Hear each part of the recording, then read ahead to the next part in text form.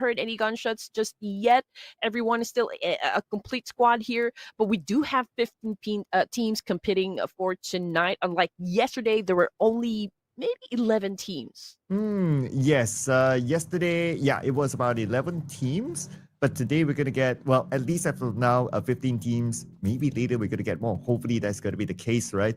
But with 15 teams, we also have to look at the quality of teams as well. Like, just look at this. Myanmar, they feel their best team, recent champions. And then you have like Team Malaysia, who is also a mix of like very, very high caliber players. And then you have Indonesia as well, very known players. And also for Brunei, gotta give it to them. This lineup or these few players recently also qualified into the professional scene.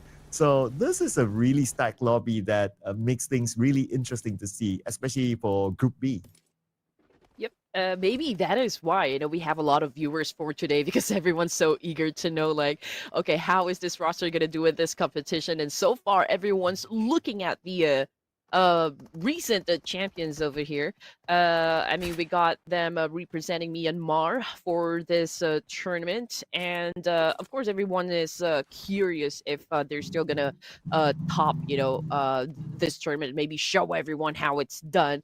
But yeah, we're looking at them, and they know someone is just lurking, within the area, and they're trying to hunt them down. I don't know what Champagne is going to do in this situation. I mean, obviously it's going to be 4v1, so I don't know what the rest of the backup is. Yeah, not too sure though, but he's all on his own right now. It's going to be a 1v2, and it's going to be a straightforward knock onto Champagne, and Say Cloud will land the final blow, and that is going to be the first elimination given towards Myanmar, picked up by none other than Say Cloud.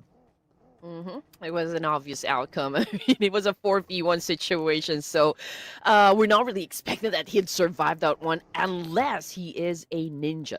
But anyway, we only have one player that got eliminated, and now we're looking at, of course, Indonesia. And I believe this is also perhaps a similar situation, but we do see a teammate not far behind, but I don't think they will be taking up this fight. And these are the boys of Sri Lanka. Yeah, Aslan's not going to be interested. I mean, he's alone. But at least he did the scouting work, so he has an idea that, okay, there's somebody there, so they might not want to take the fight head on. But Mernat spotted another player from Timor-leste, just took him out. And we might expect more fights to happen here. Now the follow-up is happening. Kevin is calling up for help, but again, the same situation. No. His teammates are nowhere to be found. Kevin is home alone. Oh. My goodness. I get the reference. Yeah, I don't think Kevin is going to survive this, but I mean, he's currently facing the floor, bleeding out there in the open with no backup, with no teammate whatsoever. So I think this is a pretty easy 2 points in the bag here for Myanmar. And so far, they're the only team who was able to score some points for this game. And now we are looking at, of course, Team Pakistan over here. And this is their usual place, I can say. They love to hang out here, so they're waiting for any teams perhaps to cross that bridge, and that's an opportunity right there, for Team Pakistan to score a lot of points. But it takes a big risk to actually be staying there. I want to see who's going to take the big risk of this thing on the main peninsula, because now the circle, military base, let's go. And Red Queen, just look at both bridges. On the left side, you have Brunei there. On the right side, you have Thailand. It's all being gate capped right now. So teams who want to come in late, well, they might want to figure out an alternative to get into the military base.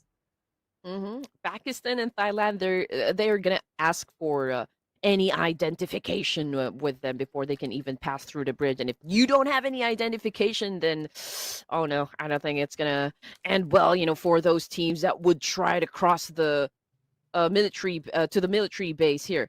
But in the meantime, we're looking at Brunei, okay, and they are also just waiting for any teams that would cross and get within their line of sight here, and they are ready to make it rain. I think for the other teams, they're scouting. They're still probably, going through towns to get something and to fill up their backpacks.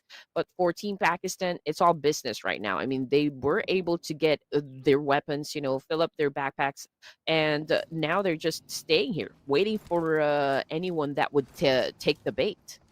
Yeah, but Team Japan, they're taking the time though. It's still around the area of Pochinki as of now. And clearly, this area is not in the circle. So they have to figure out how they're going to get into the middle base later. But on the elimination feed, looks like Sri Lanka. One player gunned down, but no follow-up. So it could be a long-range knock. So it could be back up anytime soon. Yeah, that was probably a warning shot, coming from Noki over there that, hey, it's not going to be easy for you to cross from the main peninsula down here to the military base. You will have to deal with us. So let's see if they can actually do that. That is actually a big threat right now because it is such a good position. But anyway, I think Team Pakistan is going to have to deal with a team right behind them. And I believe those are the Team Sri Lanka and even Bangladesh. So I believe there's a lot of teams flocking in that specific spot. Yeah, and we can expect more to come because look at the timer right now. 30 more seconds before we head on to stage number 3. And we still have a good amount of teams spending time in the blue or on the main peninsula. Say Cloud gets one for himself, but now Thailand, they're tanking the blue. Thailand, they have not moved at all to my surprise. And not only did they not move, but they didn't make any moves to stop any teams from crossing. You're absolutely right. So we don't exactly know what the plan is at the moment, but we're trying to observe Myanmar a while ago. They were able to score 3 points now in the bag over here, and there are a lot of players losing their lives over to the blue zone. So, and also we got Japan. Oh, it's Anne Rinto was able to score point. That's a confirmation coming through. Thailand now is already making the move. I think this is the start of for Thailand. I mean, to score some points. Oh, finally, they're making their move, but could it be too late for them? Because teams, they're starting to exploit the right side of the beach line to go in. And so far, Thailand, they're not able to pick up much. Only one elimination. And they're still spending time in the blue. We are at stage 3. I don't know about that decision, but we'll see what happens next because there are more teams to come, including Timor-leste and also Japan. Yeah, but I don't exactly understand what is happening at the moment. I mean, there are a lot of teams passing by, but nobody is, well, trying to gun down each other, except for Nikki over here of Thailand. I mean, this is probably the first player that I saw do a massive spray here up against those teams that are driving by. But just the amount of teams actually close to one another, it's so surprising that no one is actually going for any hard push, any, crashing of compounds here.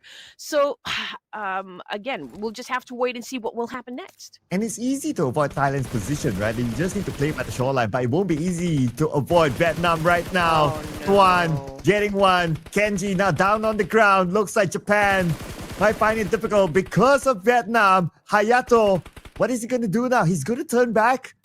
But where else is he going to go? And the blue is chunking down his health. They probably know that there's a team that might gun them down when they start to actually go through the bridge. But the thing is, they weren't expecting that 2 of them will instantly drop down from the vehicle. So that's abort mission, from the side of Japan. Maybe they will try to find another way here. So I bet they will go for that long rotation. That's got knocked down. Confirmation coming through, and Japan got eliminated. And now we are looking at 2 teams again, trying to gun down one another. Omega getting dropped like that. Malaysia getting a point, but they already have 1 casualty over here. And here comes Ryan with the elimination. The prodigy of Team Malaysia looking for the remaining members of their opposing side on the other end. But Ryan receives damage from afar. There's so many teams around this area. They have to be extra careful not to overexpose themselves. Chinese Taipei also got eliminated. So stage 3, and we already said goodbye to 2 teams now. We're looking at 13 teams remaining here. And again, we got players from Bhutan getting knocked down in another part of Erangel. Actually, the kill feed is lighting up at the moment. But you know what? We're not going to take our eyes off over here to Sri Lanka versus Malaysia at the moment. Dila 31 with a vehicle explosion. Aslan knocked down on the ground, courtesy of Ryan. But the dance-off is not finished over just yet. And that is such a brutal thing to do. That is a shotgun to the face that made him drop instantly on the floor. At the end of the day, it is Team Malaysia winning over this compound, but heavy casualty on their side. 2 players eliminated. On the left side bridge, we have Brunei. Now it's their turn to get into the inner side of the circle. And Timo gets William. Beautiful nade. And that's a nade elimination. Brunei will clear off the bridge. But now they need to get into the island. Next, it's going to be Pakistan trying to stop them. Brunei right now challenging up the boys of Pakistan. And just like that, again, Bhutan already got eliminated as well. Spider Tan, oh no, just gave himself up to the blue zone. We're looking at 10 teams for stage 4 over here. And I cannot even believe that there really is a lot of players getting knocked out, you know, in the blue zone. So let's see what will happen next over here as we look at the boys from Brunei trying to cross the bridge here. T24 also getting close to where they are exactly, so perhaps they will try to fight up against each other. Yeah, it's a brutal circle, right? The circle not only in military base, but it shifted towards the left side of military base. Now, the teams on the right side, last we saw Thailand and Co, a lot of them went down to the blue because of that hard shift. Now on the northern side of the circle, we have Brunei trying to fight their way through against Pakistan, but Pakistan holding their ground. Falak will get wrong. And Starboy, how is he going to get out of this? He is now wishing his twinkle, twinkle, little star that something, a miracle might happen to be able to open up a path for them to get in. Yeah, this is going to be really hard for them to survive since, you know, right behind them is the Blue Reaper. And then we got a team here. Of course, Team Pakistan trying to make it difficult for them to even step into the circle. And just look at what Noki's doing at the moment. I mean, that was such a great spray with his Scarlight, nailing down a Timo. Oh, no. Again, Timo already out of the game here, so it is already crucial for the boys of Brunei. Oh, yeah. Brunei only 1 player left right now, and it's going to be Starboy. He only has 10 bandages. I don't know how he's going to get out of this. And plus the blue is putting pressure onto him, not helping the situation. As for Team Pakistan, they want to collect this 1 elimination point, but then again, Starboy is not going to give it to them easy. Oh, that is for sure. Oh no, Romeo. This guy continues to rack up some points here. 6 now for Team Myanmar, and Pakistan is also getting close. I mean, they probably know where they are exactly, so I'm just waiting for them to decide, okay, maybe it's now time for us to challenge up Myanmar and get those elimination points that we need. But say Cloud is just picking up the information, trying to check where they are exactly, and probably maybe thinking, is it safe to actually engage for at this stage? Yeah, they're calculating the situation, right? And they need the information as well on how close the other opponents are, because you don't want to be either long range or be third-partied in. But speaking about a long range now, Murna tries his long range against Falak, and Seikla from the side will get him with the Scar L. They saw T24 as well. T24 will be down on the ground, leaving only Noki left for Pakistan. Man, that was such a great angle, and I didn't think that, Team Pakistan actually expected that attack. What a way to get knocked down, but that is a win, for Myanmar. That's one way to break Pakistan's defense. Falak is desperately crawling back to a teammate, perhaps, or maybe hide himself, from Myanmar. Noki's so far away, so perhaps Noki is the only member that can probably pick up Falak at this point. Oh, no. Okay, forget I said anything, Sir Cloud. Noki is the last active member for Team Pakistan. Yeah, and he's now on the outside of the circle. But we shift our focus over to Nepal now against Indonesia. And they're going to siege down the compound where Indonesia is at. Only the IGL Potato is in this compound. He tries to defend his ground. But then again, the numbers are against him. With the shotgun in hand, he gets one. Can he get the second one? The answer is no, as Nepal will finish off Potato. Team Indonesia eliminated at number 9. Claw, man, this guy doesn't really disappoint his fans. But anyway, so Precious, Rex, Domain, Claw, these are your boys representing Nepal. And now we're looking at Thailand here with 5 elimination points. And Nikki is the only player that survived all the altercations up to stage 5 here in Erangel. And now he knows exactly that, there is a squad just right on top of me.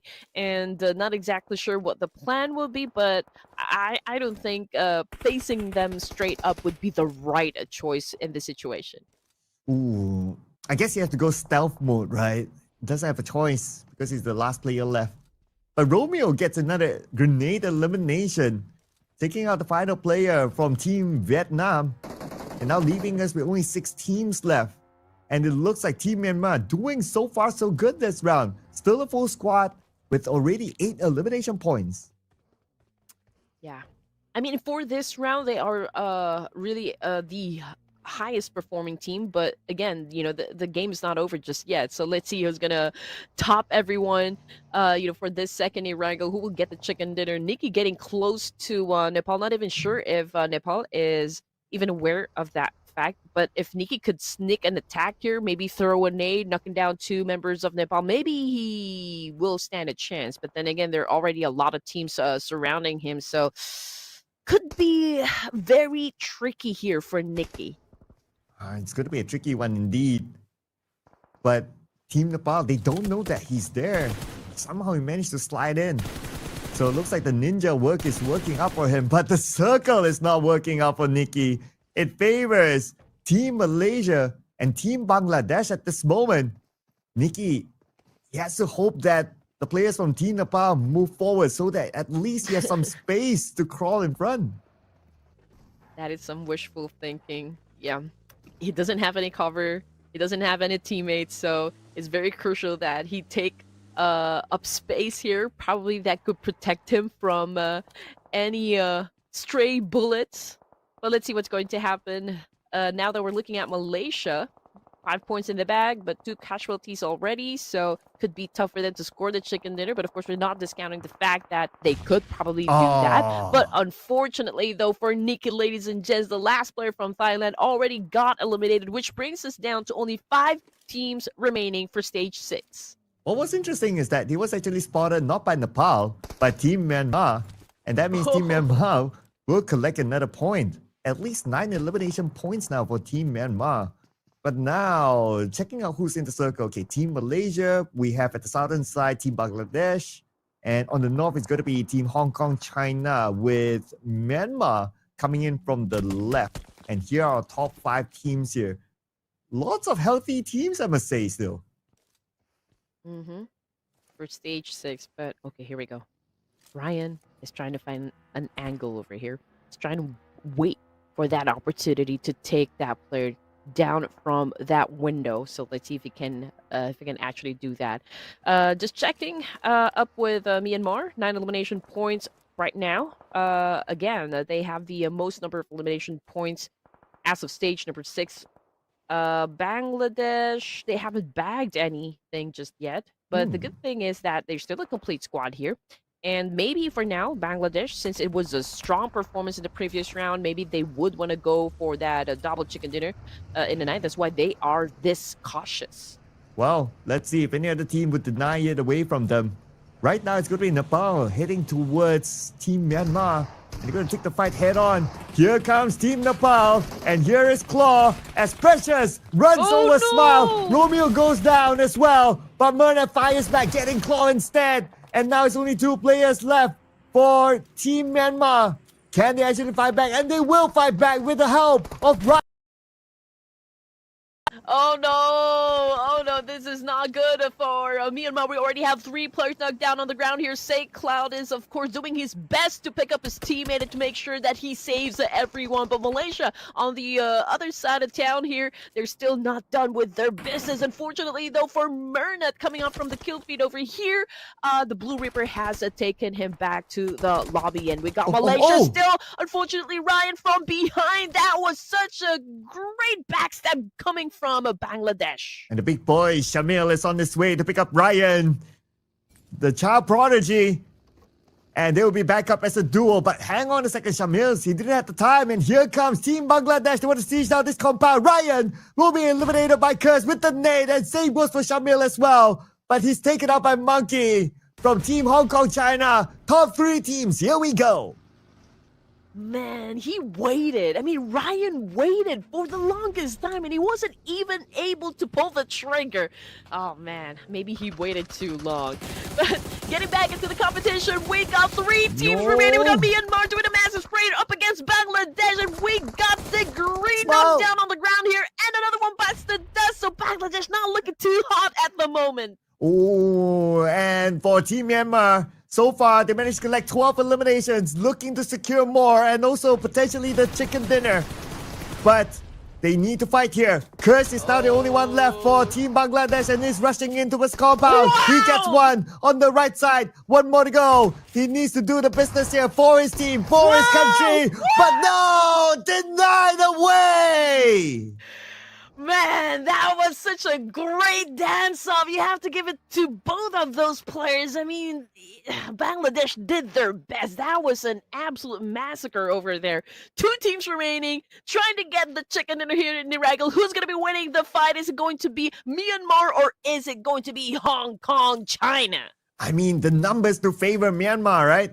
It's a 3v1.5, technically, until aimbot gets up. Then it's going to be a 3v2.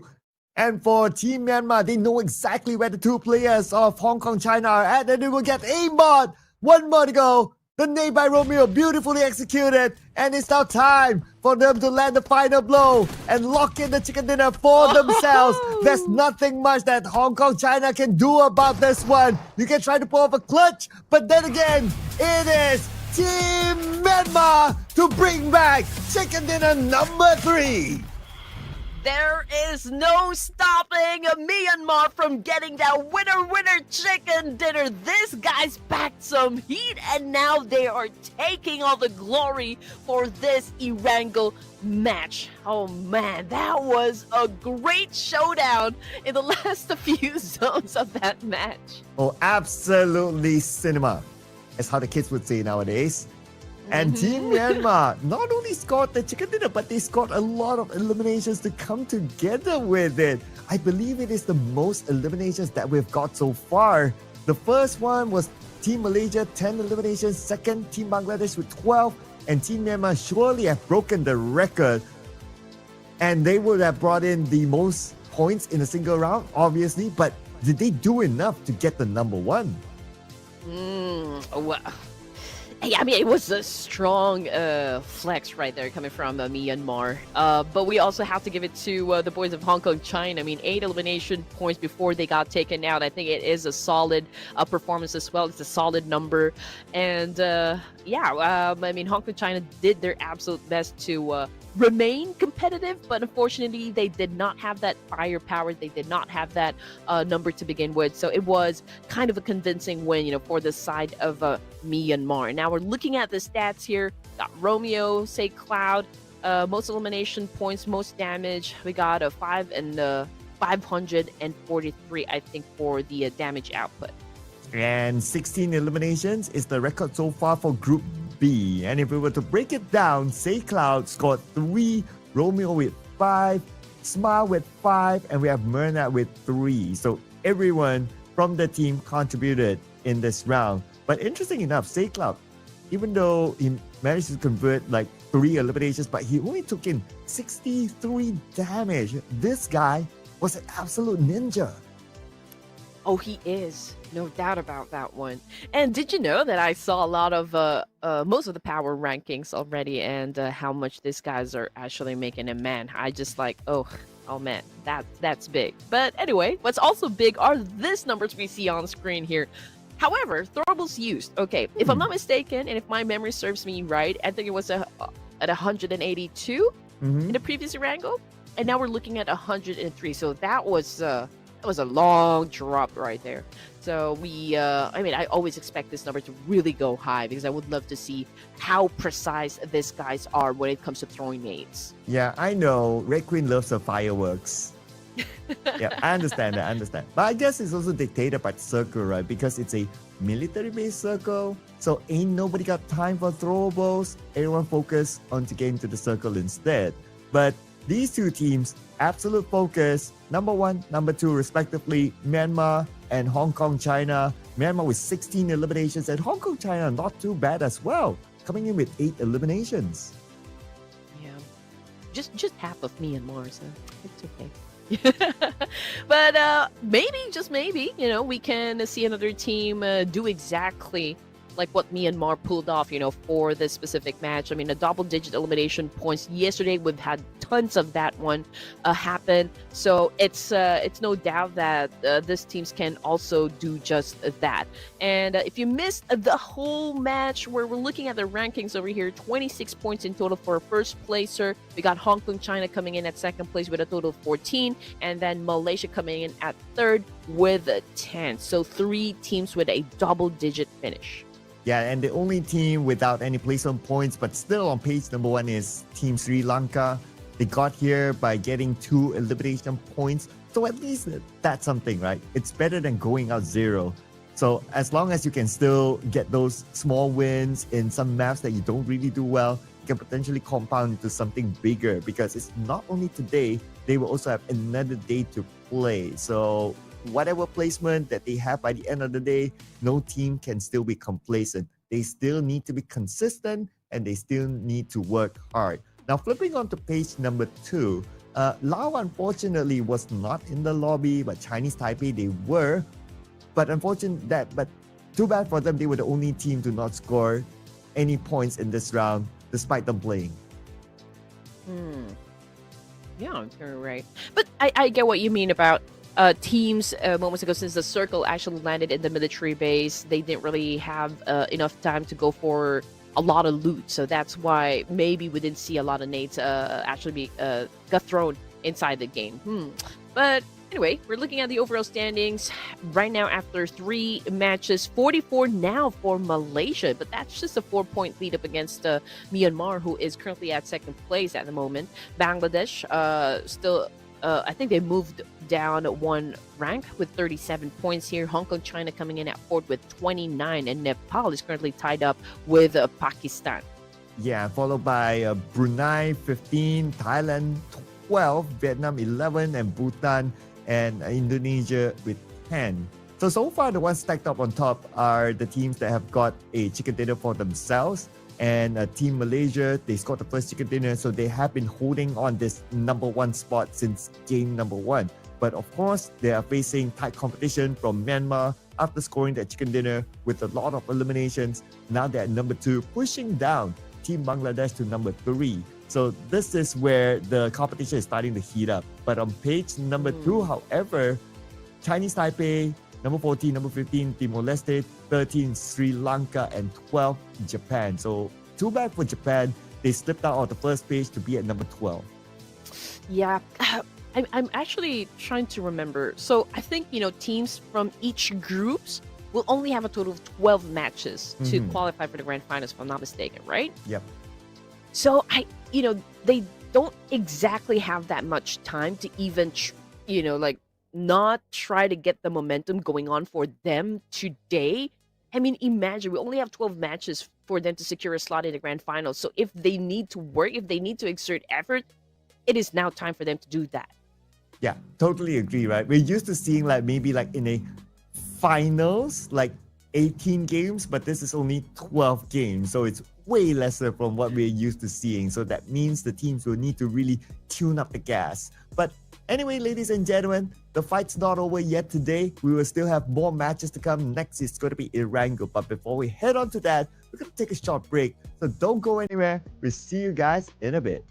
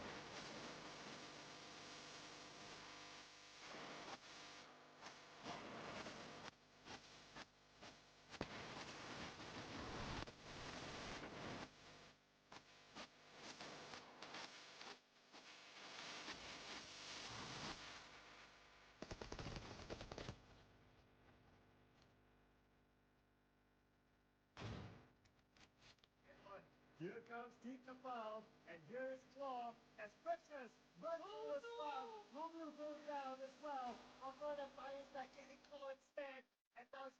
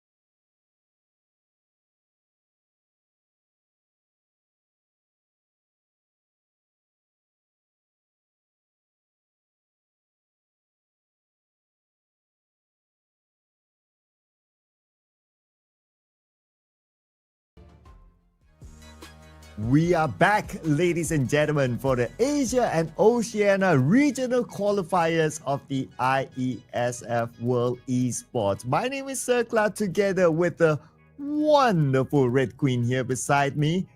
How are you feeling about the last game? It was exciting, of course. I guess the teams did not disappoint me. I did expect, I will see a lot of action that will happen, and the last few zones really was top-notch performance coming from those teams. And I feel like, Myanmar is maybe at championship high, so perhaps they already managed to get their momentum going for them. They just have to manage, of course, the pace and the consistency, for the remaining matches. Again, we only have 12 matches for each groups here, so they gotta perform now. Yeah, the games are just running by, right? Like, we're already done with 3 games. We're going into our 4th game, so if we do the math, that's like 9 games more, and the gap is starting to show, right, with the top at the bottom. So if any team at the bottom has the ambition of being at the top, they have to do it now. Like what you say, Red Queen, now. Give them the look when you say it. Now. Your favorite team needs to perform now. So make sure you make a lot of noise down there in the comment section and make them feel your love and support, because they're gonna need it. It's a tough competition. It's a tough lobby, and well, the action is what we came for, and I believe that's exactly what we're gonna get, for the matches today. That's why everyone is excited. Everyone is at the edge of their seat. So I just want to grab some snacks here and maybe some drinks to make sure that I wouldn't miss anything, Sir Cloud. Oh yeah, absolutely right. We don't want to miss anything, so you guys don't leave your seat as well. Maybe you can leave for a bit just to grab your snacks because yeah, we're about to start soon. And when we restart our match, it is going to be in Erangel again. So after 2 games of Erangel, the first Erangel was a main peninsula sort of circle, so that's okay. But the second one was exciting because it is a military-based circle. Now, I wonder what kind of circle we're going to get for the third Erangel, right? So hopefully it's going to be an interesting one. Maybe all the way up Dr. Silverny would be kind of nice. I wanna go to military again, but this time I wanted to maybe just really focus on military base. So perhaps we can see the same rotations coming from the teams here. So we will maybe witness some vengeance, from those teams that got eliminated early, and maybe a second chance to those teams that would wanna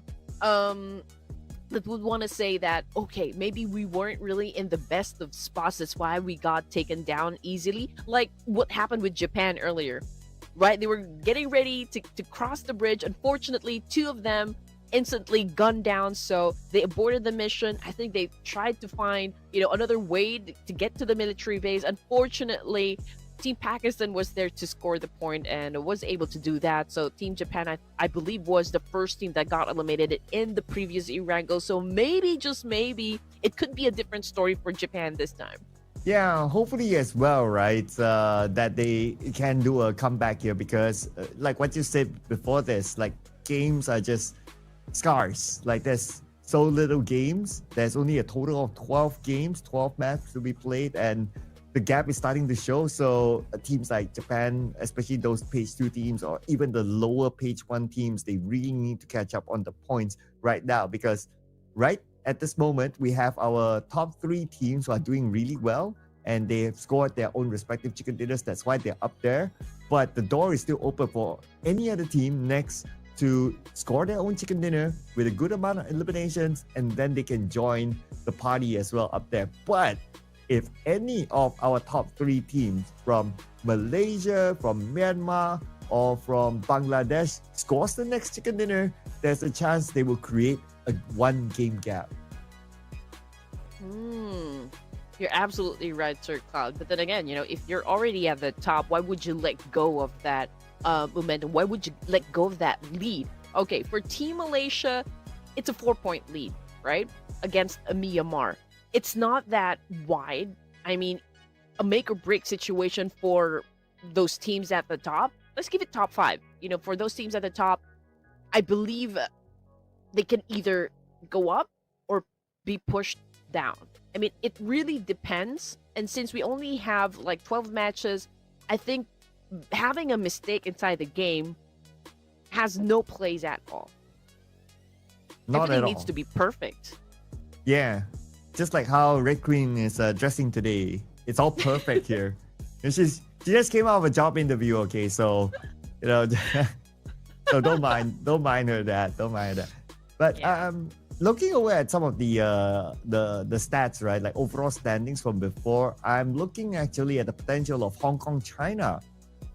Even though they haven't scored a chicken dinner, but they have a lot of eliminations in the bag. In fact, if I were to rank like just by eliminations, right? Like Team Malaysia, Team Myanmar 25, Team Malaysia 24, and Team Hong Kong China 22. So they are third when it comes to only eliminations. If only they can get more placement points, then definitely they'll be a top contender for the number 1.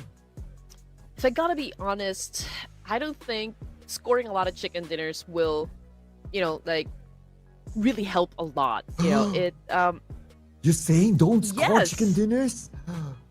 Yeah, I mean, if I were if you ask me, I would prefer being so consistent in terms of getting those elimination points rather than focusing on getting the chicken dinner.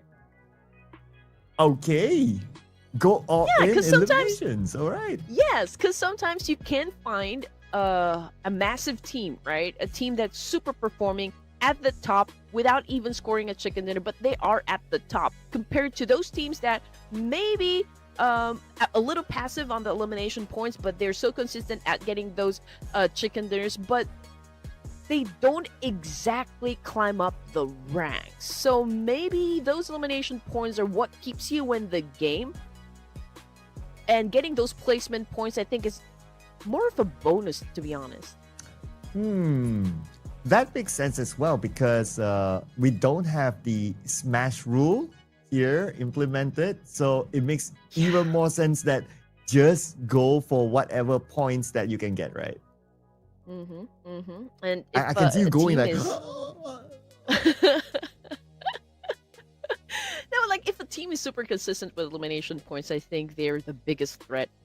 They are gonna be the biggest threat in this tournament. And you're right. I mean, having no smash rule, I do miss the smash. I am a fan of smash rule. Well, I think this is the old PUBG. This is an old meta we are talking about. But like, if we have a smash rule over here, I think it will be more exciting. But then again, maybe just maybe, in the next one we can maybe apply the smash rule. But for now, I think teams should focus on their consistency, their performance. It can be exhausting. We all know how much effort, each team and each players actually invest in each maps. And not to mention, like, if a team actually had a bad game, how are they going to get to the second game or to the next game rather with like having a fresh mind? Again, it's pretty hard. The pressure of being a pro player is absolutely nuts. So we always just have to make sure that the teams are very well supported. It can be very exhausting. So I'm just wishing everyone good luck over here, and especially those teams at the top that are doing great. Well, I hope they can maintain it. yeah, also as well. But of course, the competition is tight, right? Even like from Pakistan, I mean, there are names that we are so familiar with, Red Queen, and we know the potential that they're able to put out. So I wouldn't be surprised if we see like a comeback team coming in the upcoming matches, like maybe even for Indonesia, because if we look at the current overall standings of Indonesia, they're at number 11. So with the names that again we are so familiar with, I'm sure there's a level of expectation from the fans that they would perform as well. So I would say that they could potentially be one of those teams who can make a comeback later. Oh, that is for sure. But I mean, everyone, I feel like, still at that stage where they can, if they have a big game, it would really catapult them, at the top of the ranks here. But if they're not gonna really invest a lot on farming those elimination points that they need, I don't think they're gonna be lasting long in this competition. Again, only 12 matches here, ladies and gents. So like, if you want to really go for the top and remain competitive, I think every match you should not go out empty-handed.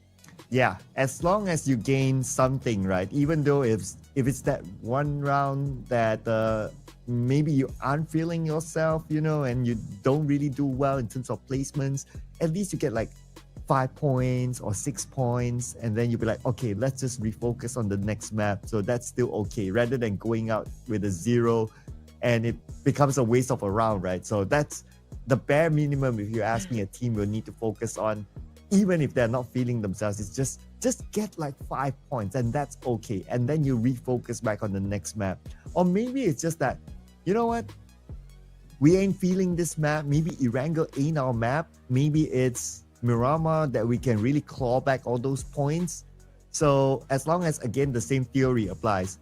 You ain't feeling Erangel, you get like 5 points, 6 points, that's okay. But when it comes to Miramar, which will be our last 2 games today, bam, bring in those chicken dinners, bring in those eliminations, and then you'll be all right.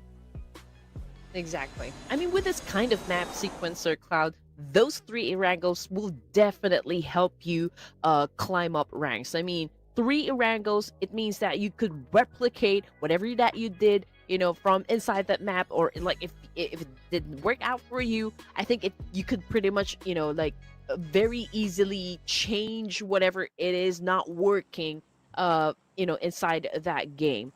But anyway, okay, we are now down to the last Erangel for this evening, and it's going to be the barren desert of Miramar. So this is a very different flight path from the previous one. It's a little bit up top, so we got plenty of space to go around down south. But then again, we don't exactly know where the initial circle will land, so we'll just have to wait and see. But perhaps, the Pubg gods can grant our wish of having another military base finished. But as for those teams, they've already opened up their chutes, and now most of them are headed perhaps Pachinki, Farm, School, Milta. I'm just wondering if there will be other teams that would go for a drop clash. Ooh, that's what we want to see, right? We kind of saw that in Farm in the first Erangel, but maybe because of the flight path, we might not see that this time. We did kind of see in Severny, in Yasnaya, but looking over at Severny, looks like nobody's really interested in that area. But my eyes are towards South Jogopo. But Red Queen! You know what in Malaysia we call? We call this What? salty mouth.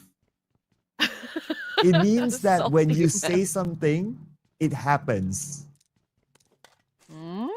I got me some salty mouth. And of course, this will be difficult, for those teams since, this is a hard one. We did say that we want the circle to really focus on military base, and that's exactly what we got. But anyway, this is an early engagement coming from Japan right now, challenging up Hong Kong, China. So let's see who's going to be winning the fight here. It's a full force coming from the side of Japan, and it's an instant trade-off. We've got one of them currently knocked down on the ground here, so it's a 3v4 situation. But hey, from the side of Japan, we got two of them knocked down on the ground as well. And there goes another nade, and Hayato surprisingly survived that one. What? I couldn't believe that they actually survived that one. What sort of shields did they have? Oh man, I want to get myself that kind of shield, but now Hayato tries to fight back. Unfortunately, he's just too low. Immediately goes back down to the hands of Monkey. But Japan, they fight back still. Hong Kong, China don't want to let this spot go. Rinto will go down as well. And looks like Japan, one last player left on the other side. Make that two. Ruby Q came in from the other room. And they won the fight against Hong Kong, China. They want to fight, okay, but it was a close call. Man, that was a close call for Japan, but it was absolutely, a great performance still. And now we're jumping into another game that is happening. We got Sri Lanka. Oh no, two of them are currently facing the floor at the moment, so I believe there's a need for them to pick up their teammate. I mean, this is Vietnam we're talking about, and they're ready to charge. But let's see if they're going to be winning the fight. I mean, that was such a great nade.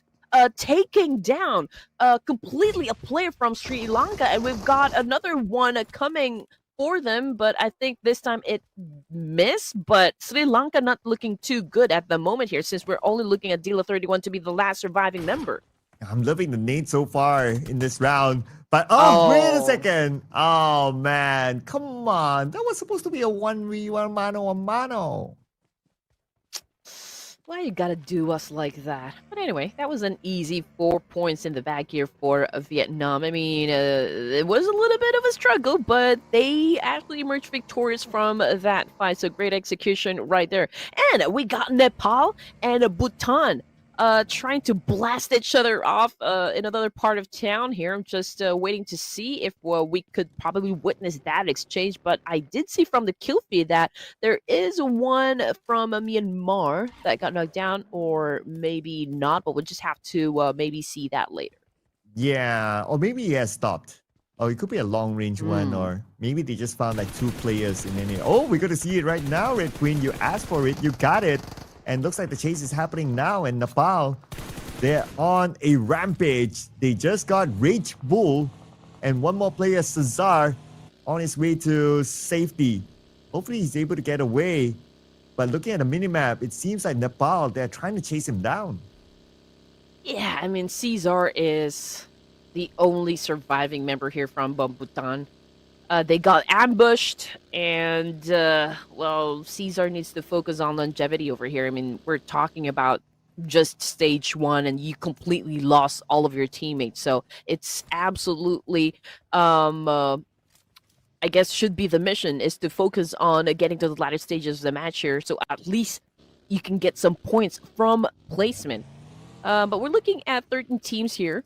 And again, we already have two teams that got taken out. That would be Hong Kong, China, and Sri Lanka. We got Malaysia back on the screen here. We got K-Look, of course, trying to step away. They're on prone here, just monitoring the situation. I think there is a team passing by. That would be Brunei. Ooh, and yes, they will pass by against Team Malaysia, but they have no idea, or maybe they do. But it looks like they don't. Okay, but now shots fired by Team Malaysia. That will alert Team Brunei Darussalam. Ryan takes damage, while Team Brunei, they're still circling around. Okay, now Demo with the snake cooking up. Right in front of him is going to be Ryan. Can he land it directly onto the child prodigy? Yes, he will. Ryan down to 10% of health. He needs the time and space to heal now. Timo with an angry spray wasn't able to connect. Okay, I think both of the teams are being very, very cautious, not making any rush decisions. We got Bhutan getting eliminated. Okay, look, what a dodge. Whoa. There. That was almost a road rage. Unfortunately, he got a little bit exposed, and yeah, he got taken down almost instantaneously. Now Ryan with a massive counter and was able to take down another player from the opposition, and now he needs to recuperate in this situation. It's a good thing that he has a backup right behind him, is making sure that the enemy will be at bay, and Malaysia seems to be winning the fight here, Sir Cloud. Ooh, and looks like they're making this comeback right now. Without Adik, look, they'll fight back against Team Brunei. Team Brunei wrong is pretty low, but he managed to heal up just in time, and now Ryan from afar sprays down onto Starboy. Starboy will be gunned down by Ryan. With that one last bullet, he managed to make it happen. Oh man, Starboy just got face planted on the ground there. And we're looking at Ryan. Of course, the fight is not over just yet. Both of the players here are suffering some major damage, from all those bullets, from all those attacks. But Brunei, of course, is not going down without a heavy fight here. They're going to make sure that they give a huge challenge onto the boys of Malaysia over here. But we got Yami trying to get close to the fire here. Wrong, just behind that boulder, of course, waiting if there will be someone, from Malaysia that would be courageous enough to try and get close to him. But let's see what's going to happen as Wrong prepares himself for a fight. Oh, Wrong all alone. Unfortunately, there's nothing much you can do about that situation. His other teammate survives to tell the tale another day though. But with only one player left for Team Brunei, the best that he could do right now is to play for placement points. Yeah, you gotta focus on just making sure that you get to the last stages of this round. At least, even if you cannot really get those elimination points, at least you'd had something before you get taken back to the lobby. I mean, that is should be part of the objective over here. But anyway, okay, stage 2 is about to get done and dusted. We'll just have to wait for 45 more seconds before we do just that. And we're looking at the map feed over to the right side, and Nepal seems to be doing a little bit of a bridge camping. I mean, there are probably 3 teams more that will be headed towards that direction. So that's an opportunity for Nepal to score a lot of them. But let's see if they can actually pull that off. And the other side of the bridge here, Pakistan is still there, but they already need to move since it's not already part of the zone. And we also have a good amount of teams actually still traveling from the north coming in. Oh, Zeta. He saw the final player of a team Brunei Darussalam, and Team Brunei Darussalam unfortunately have been eliminated at number 12. So no placement points for them. But still not empty-handed. They managed to get 1 elimination point out of Team Malaysia earlier on. So I guess right now it's for them to recuperate for the next round. Mm-hmm. Reset. Okay. I mean, we've seen maybe a couple of clashes that just happened, but teams right now, since it's too early, since it's just stage 2 here, so perhaps we will see them fight later on. I mean, it's still a big space here, it's a big circle. I think, most of the teams are focusing on maybe trying to find a specific location where they could get a lot of advantage. It's a tricky one since, we've got at least 20-30% water included in the zone, so we got a portion of the main peninsula included and majority of the south base. So this is going to be hard. We don't really have that much compound to work with.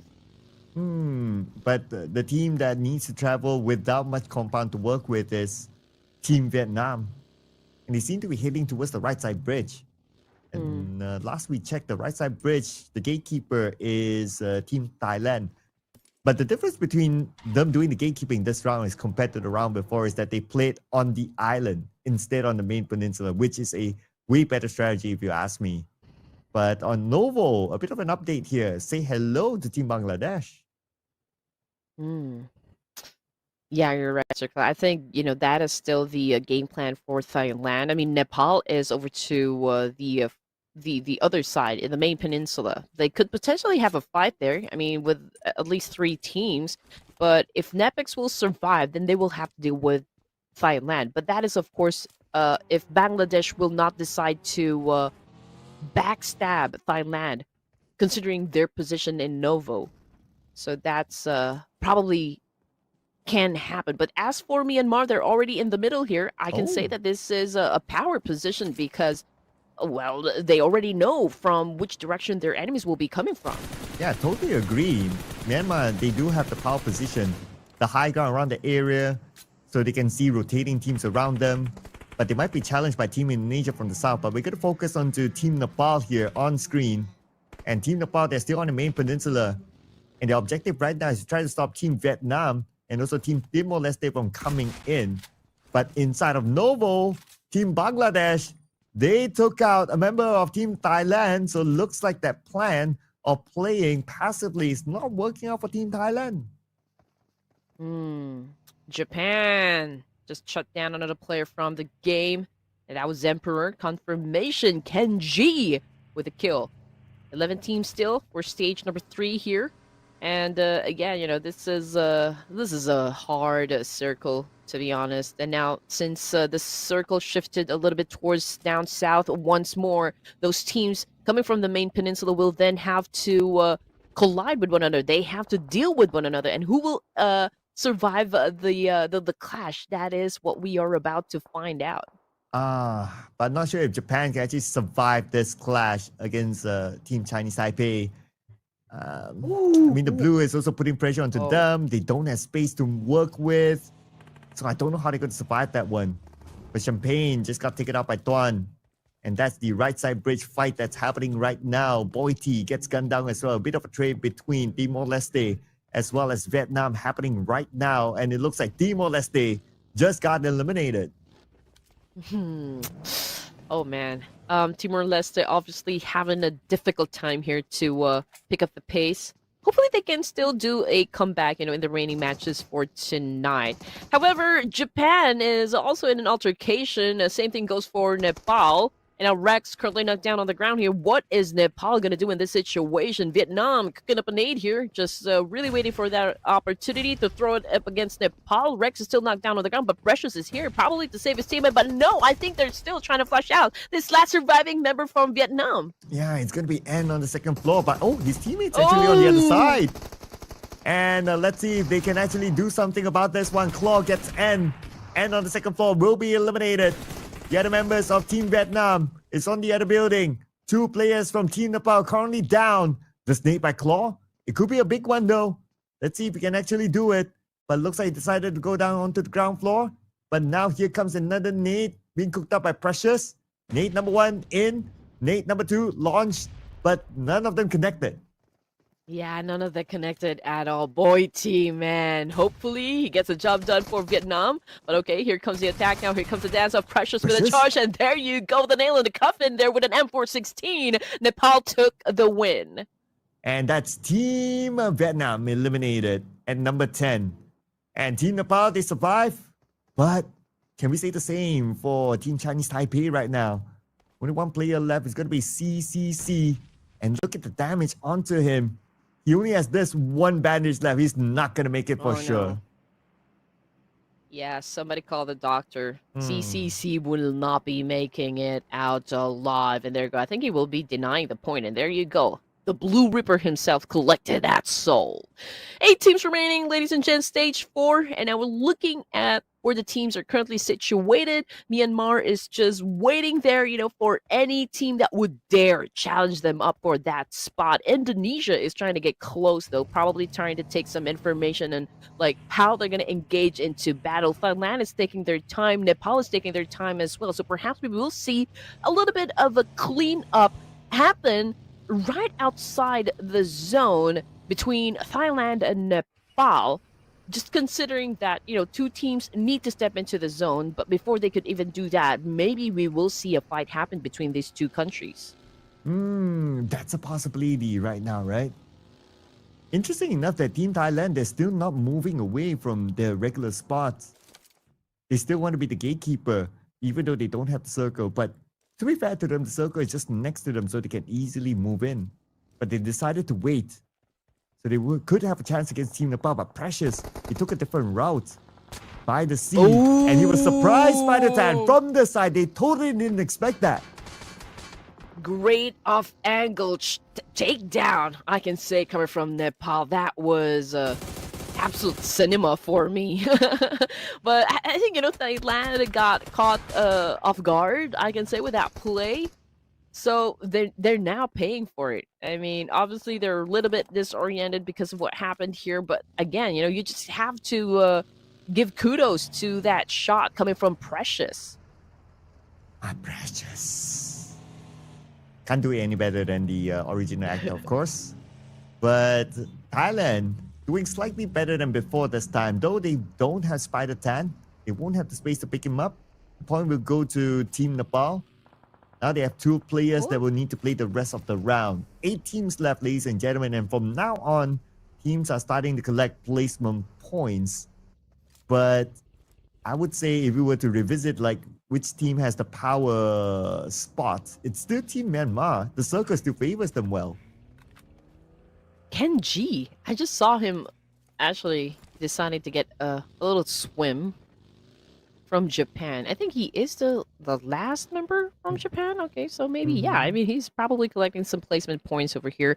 But in the meantime, it's a truce for stage number 4. Nobody wants to make any hard push just yet. Everyone's taking their sweet time here. There's no pressure at all to try to get closer to one another. So we'll probably wait until the circle shrinks before we could even experience a fight happen. But as for Myanmar, we are seeing a little bit of a trade between Indonesia, Myanmar, and maybe even Nepal. So it's a 3-way battle. And since the circle had already shifted and went a little bit to the middle, maybe, just maybe, we can see some fights happen at the edge of the circle up north. Well, we're seeing Kenji, the final player of Team Japan, getting Precious.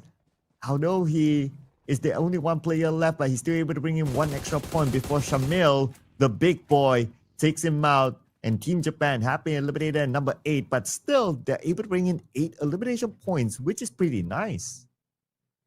Yeah, 8 is a solid number. No doubt. I mean, it's hard to even score 1 elimination point from any of the matches here, considering the caliber of teams that we have in this competition. So I guess having 8 points in the bag here before you get taken out is it's a great thing. 7 teams remaining, ladies and gents. Indonesia versus Nepal might be the next battle we can see happen for stage 5.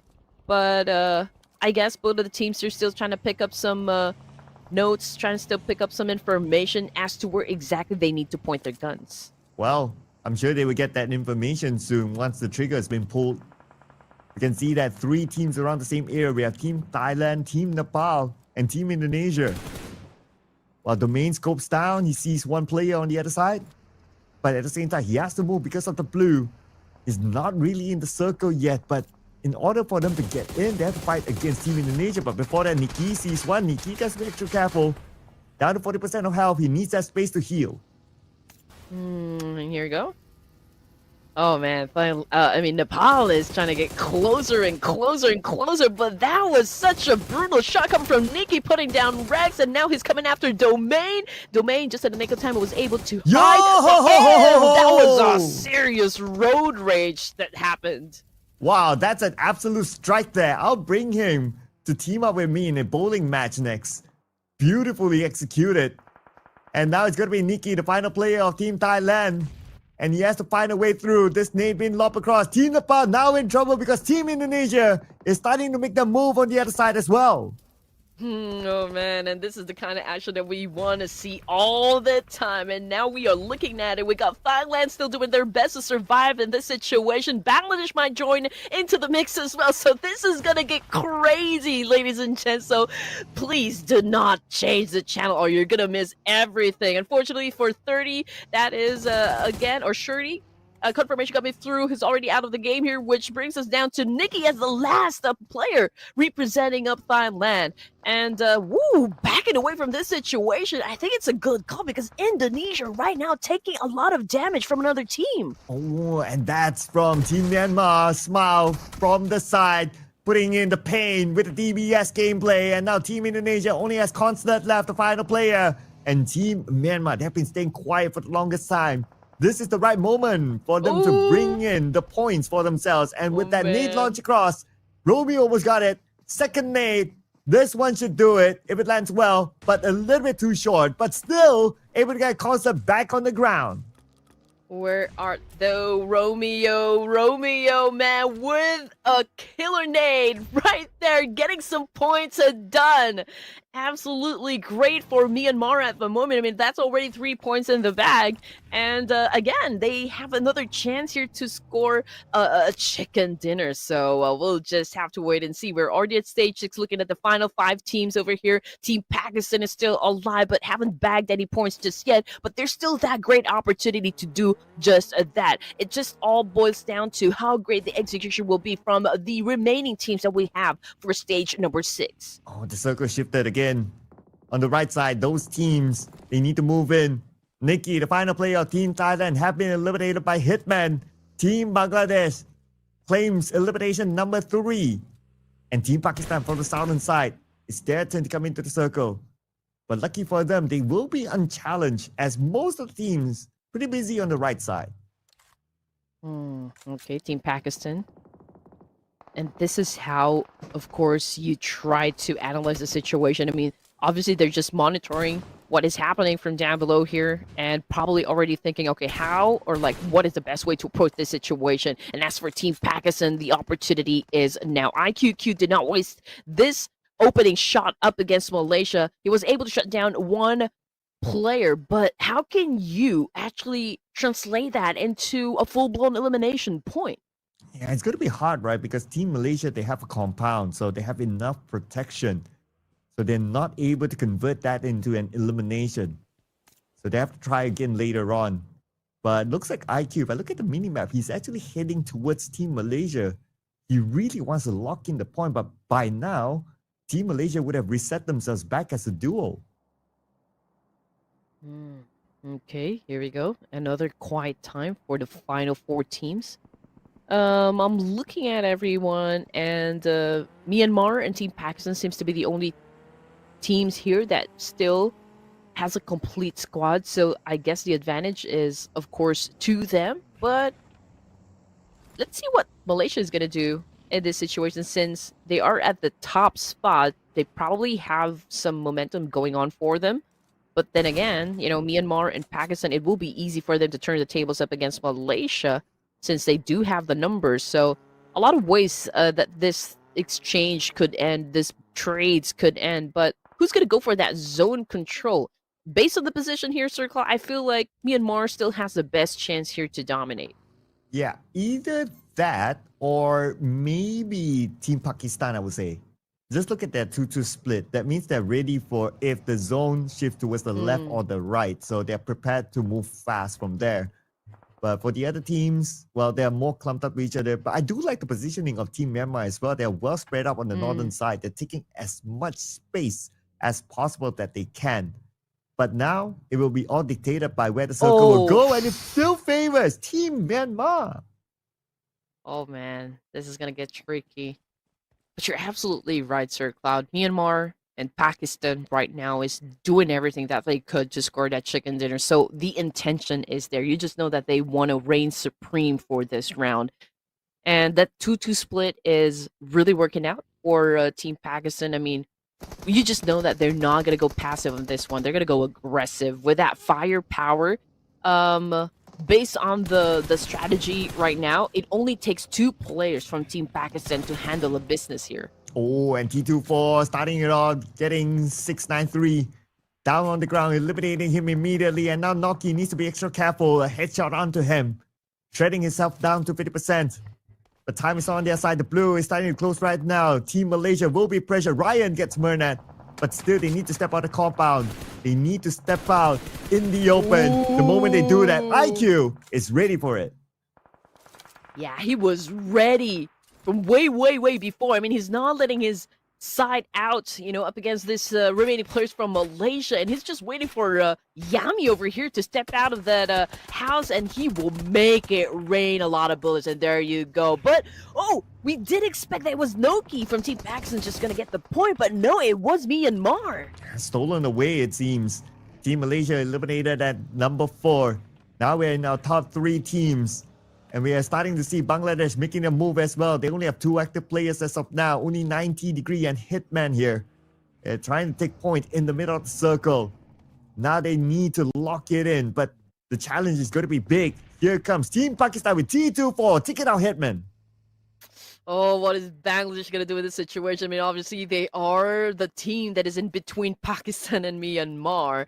Now, T24, I feel like, is going to go for an engagement over here, was able to bag a point. And now, Bangladesh, of course, it's not really looking good. But if Degree puts down T24 from this angle, well, no, forget I said anything. Falak just made sure that, hey, we are going to be the ones to get the chicken dinner for this round. But that is, of course, if they can defeat the boys of Myanmar. IQQ, however, exits the game. And started off with Smile, knocking him down, followed by the nade.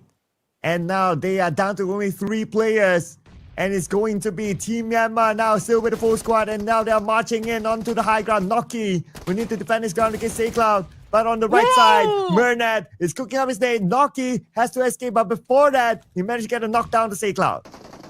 All right, here we go. Noki, I think he was able to at least get past that vehicle. I think he was safe. And now Myanmar needs to pick up Cloud in this situation, but I don't think they're going to be having any time because of this exchange. We are looking at Team Pakistan making sure they apply a lot of pressure onto the side of Myanmar, but Smile continues to dodge those attacks. But Murnat with a massive spray, it did connect, but it did not put that player down. Unfortunately, Cloud took that hit, and now Team Pakistan might be the one winning this match.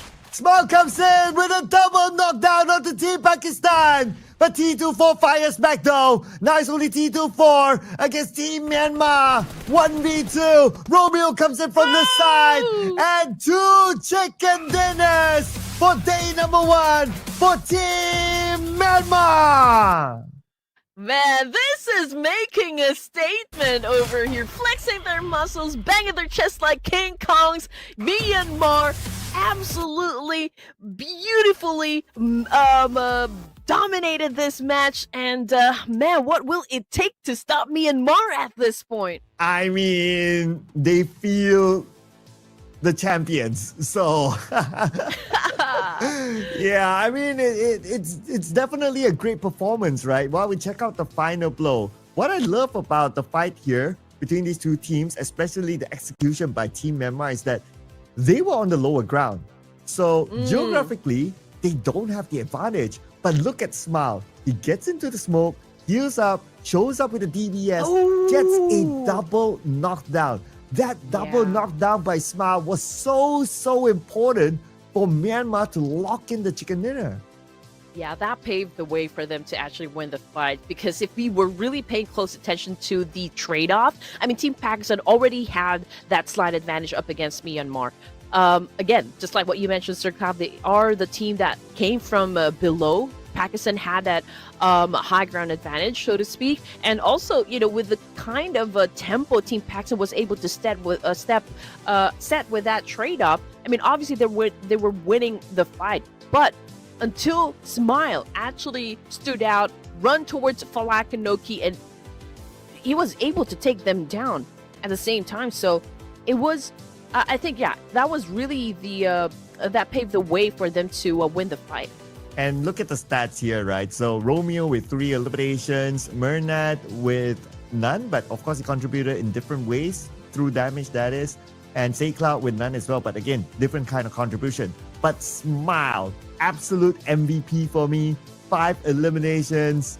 And sometimes people wonder, right? Like, oh, why are you such a big fan of Smile? There you go. That was an essential takedown coming from Smile. I think if it wasn't for that takedown, I think Myanmar would have lost that fight to Team Pakistan, if I'm going to be honest. But since Smile was able to pull that off, that double takedown, yeah, that was, again, just wonderful to watch.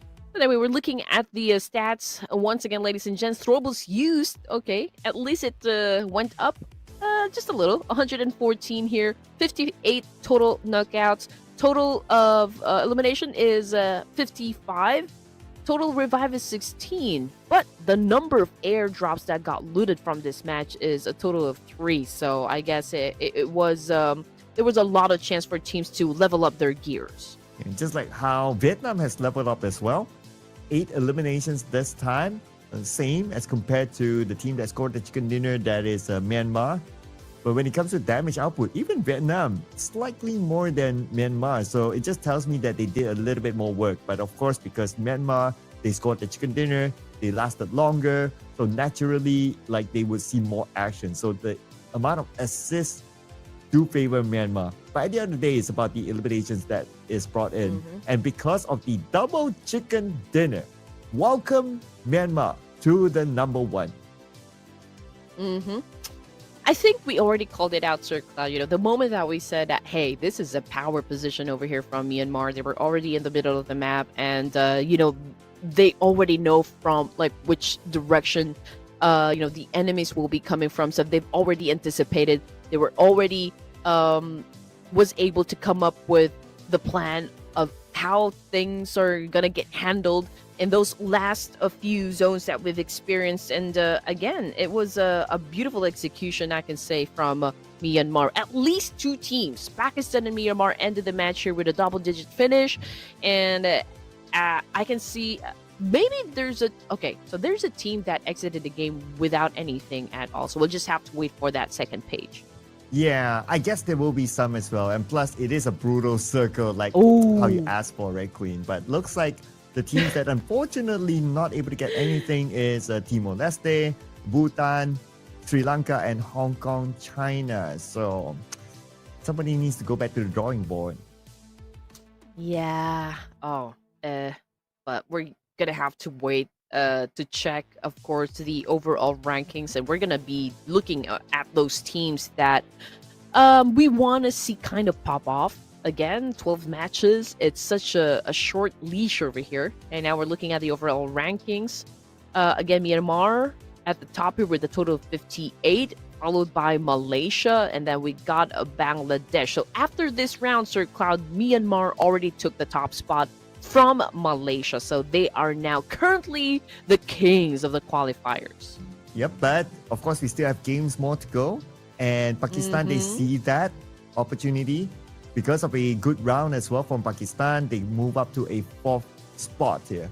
No chicken dinner yet, but because their points are close enough with the podium spot, if they're able to score the chicken dinner easily, they will go up to the podium spot. But same goes for Hong Kong, China as well. They're able to keep up the pace with 29 points. Nepal is not that far too with 26 points.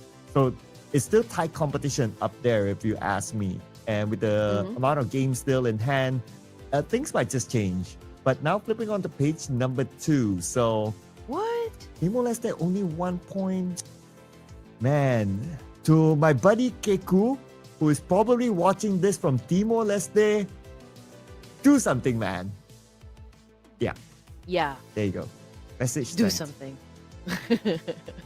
But you know what? I'm also kind of glad that I think I can say Bangladesh is doing absolutely great. I mean, they're able to maintain the pace. They're able to keep the energy. They're scoring a lot of points. The consistency is there, and it's been a long time coming, I can say, you know, for the side of Bangladesh. And since they are at the 3rd place again, that the only thing that would be tested, I guess, for Team Bangladesh is their consistency. Yes, consistency is going to be key. And of course, there's no smash rule. So it's all about consistently collecting those points to be in the spot that they want to be in. But ladies and gentlemen, we're actually done with the Erangel matches. After this, when we come back from the break, it is going to be Miramar. So stay tuned, ladies and gentlemen. Don't go anywhere. We'll see you guys.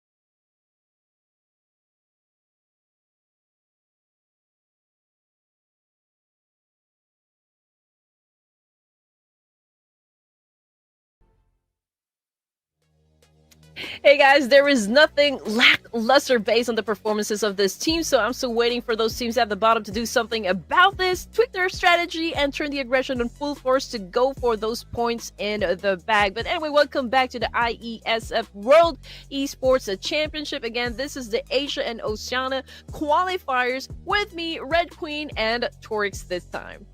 Thank you so much, Queen, for the wonderful welcome. And yes, 4 matches are done. Erangel phase is done and dusted. Now, from this point onward, it is the time for that deadliest matches of them all. The Miramars are yet to come. Last Erangel, it was beautiful. It was great, amazingly done by the teams. But now, as we're changing the pace, as the teams are changing the pace from match to match, the very biggest map of them all, it's about to happen. The Miramar is on its way, and this Miramar is definitely going to bring some destruction, some stalemate plays at early stages, and maybe someone getting panicked just to find a car. And since we had the 3 Erangels for this evening, Myanmar, I feel like they've already utilized and maximized their map to their advantage because they were able to snatch the throne, from Team Malaysia. Yes. So since we are having a switch when it comes to the maps over here, again, it's going to be a different terrain. It's going to involve a different strategy. So perhaps we will see a reshuffle happen again when it comes to the overall rankings. But of course, the only thing that is sure for tonight for this last 2 remaining matches, Taurus, is the action that we're gonna see coming from this teams. We all saw how much heat this team's actually packed for this tournament. Myanmar is totally unstoppable for now, but since we are dropping in Miramar, maybe we could see another change of pace. That's absolutely true. Changing pace will definitely bring some new strategies, maybe revise some old strategies as well, but at the same time, Queen, it's all about the momentum that the teams have generated throughout these 4 games that they have played today.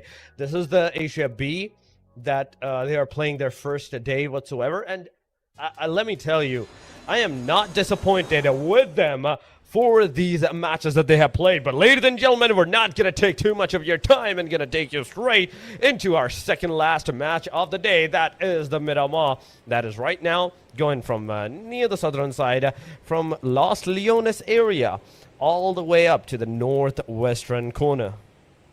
And since this is day number 1 for Asia B, we don't exactly know which teams are going to go for the drop clashes or which teams are going to focus on being passive, for the first few zones. But since we already have our flight path over here, who's going to take space in Los Leones? Who's going to take space in Picado, Montenuevo, San Martin, and even Hacienda del Patron? But for now, we can see shoots getting opened by the teams here.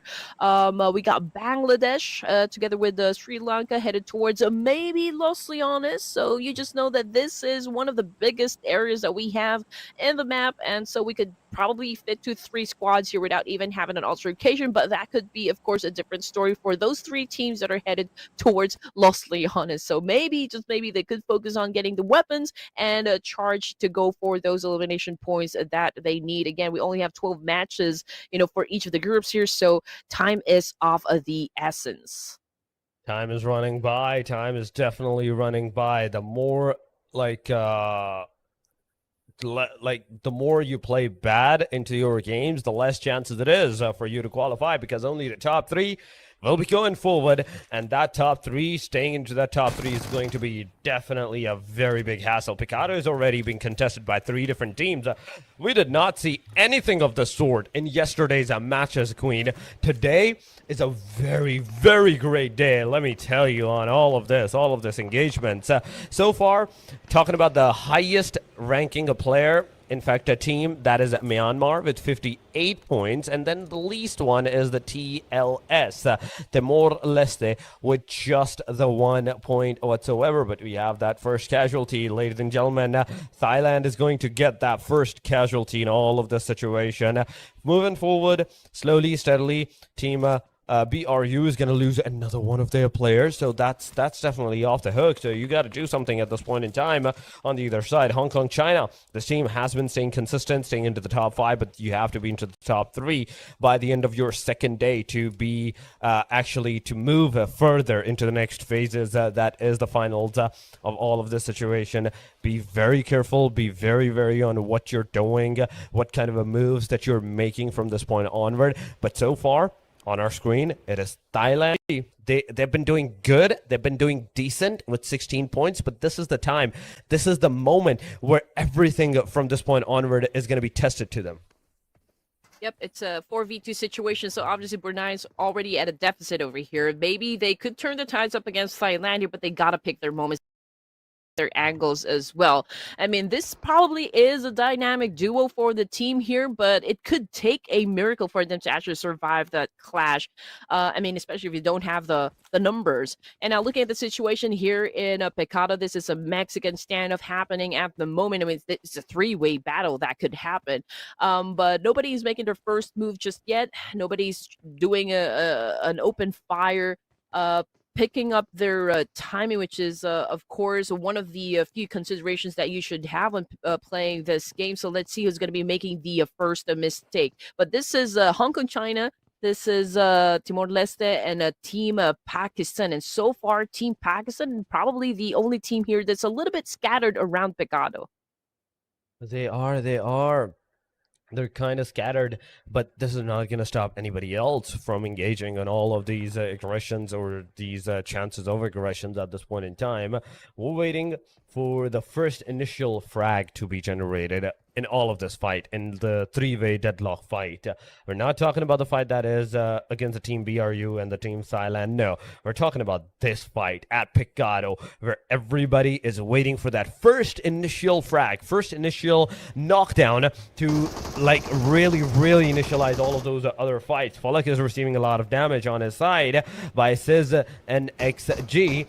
He could not get that knockout done, but his location is kind of compromised. Yeah, the player might be thinking that he's in the compound, but he's actually not. He's on the very rooftop of that compound, looking at the player right in his eyes, behind the cover. He is. The 3x QBZ is not going to make its way. It's not going to be enough to get the player knocked out, so you have to change your location. You have to change your destination from one direction to the other one. Take that fragment once again. Try to shoot down the players, because the moment you're going to do it, the moment anybody's going to generate any knockdowns, that's where the rush is going to occur.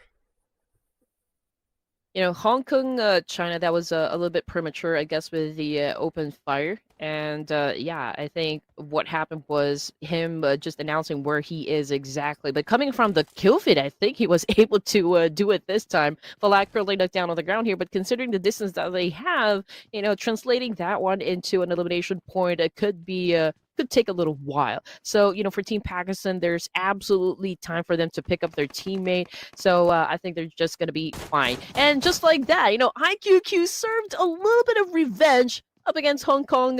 China was able to take down the play. Oh, my bad. Okay, that was a player from, yeah, another team over here. So that would be Timor-leste.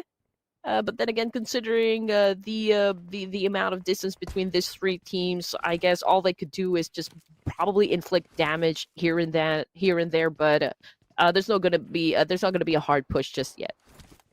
I mean, hard pushes are not definitely going to come this early on into the Miramar phases unless you really need them. Then at that point, the situation is completely different. But the circle is going to go toward the western angle, ladies and gentlemen.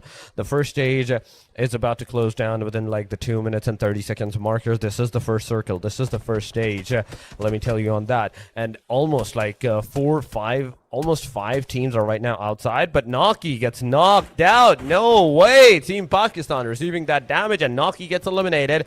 Falak is also really low on that HP. He is also bleeding out, so definitely that's 2 down of the Team Pakistan from this point onward. But Vietnam, AGR, and is on our screen so far with the M416, red dot, ready, lock and loaded. T24OP in the meanwhile gets eliminated, and Pakistan is down to the very last, just like Team BRU. But BRU, I have to give it to them. They knew when to disengage, and they disengaged at the point where they still had 2 players alive.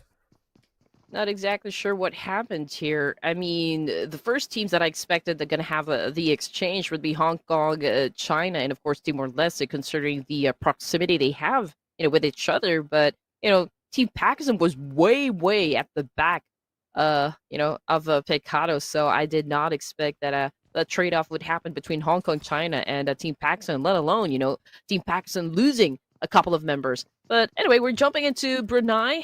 They're not over. The fight is not over just yet between them and Team Thailand.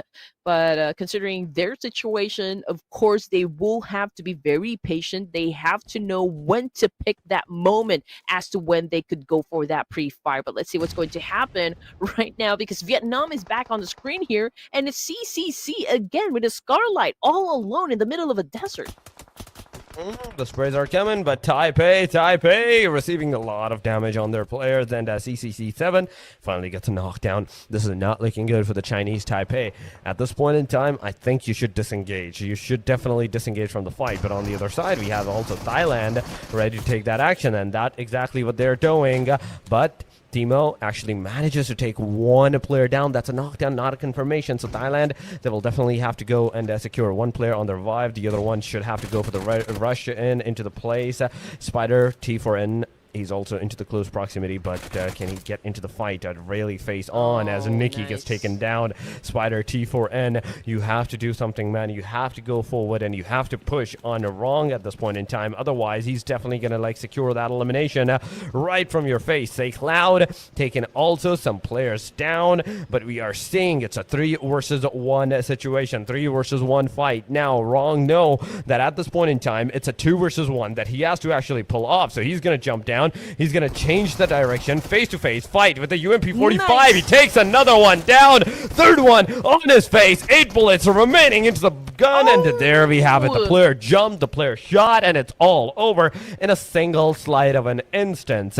Everything's over. Brunei Darussalam, they're done. They're gone. They're out of the match. But this does not mean that they cannot do anything good into the very next one. They showed that, yes, they are capable of doing a lot of good things, but Hong Kong, China, so far on our screen, they're also into the proximity, taking the fight outside of the blue, doing a lot of damage at the same time with the Molotov and receiving a damage from the play zone as well. DBS in the hand. Push, come on, we need a push, and that Molotov is firstly going to take the player down, and it's over. The player is done. The player is dusted. Wow. Timor-leste out of the game. Yep, so 2 teams now taking the blue inside Pecado. Timor-Leste just got the boot out of Miramar for our for stage 2. And now Team Pakistan down to their last surviving member. Hong Kong, China, of course, has some sort of leverage since they have the number and they're hunting down IQQ in this situation. So Pakistan doesn't really have that much options to begin with. They don't have any vehicles to step away from this fight, and Hong Kong, China knows exactly that.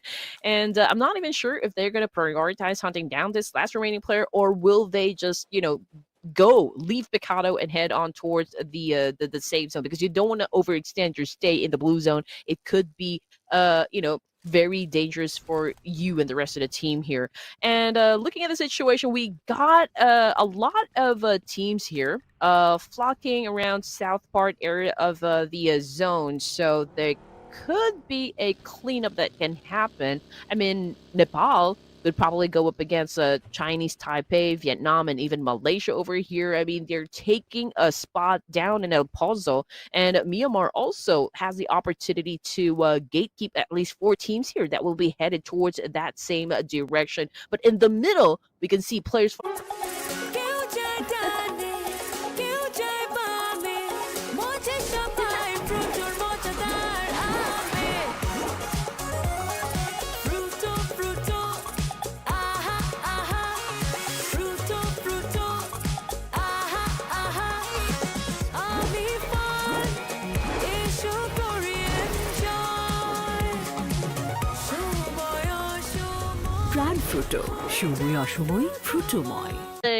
Of course, some points here coming from that trade-off up against a team here, and there might be another team that might join into the mixer, and that would be the boys of Sri Lanka. But you know what? They're getting picked off one by one by Myanmar. We are just at stage 3 here, ladies and gents, but we only have 13 teams remaining over here, so let's see what's going to happen since most of the teams here are really gunning for that aggressive gameplay as they need to.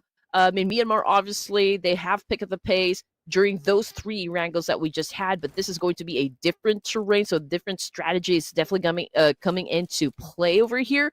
But yeah, let's see if Myanmar can actually assume these points. I mean, all they need to do is just really apply a lot of pressure onto the boys of Sri Lanka over here, and it could be easy for them to score in this situation. Just look at that. They're picking them off one by one. Another team bites the dust here, and now we're looking at 12 teams remaining and 6 points for Myanmar.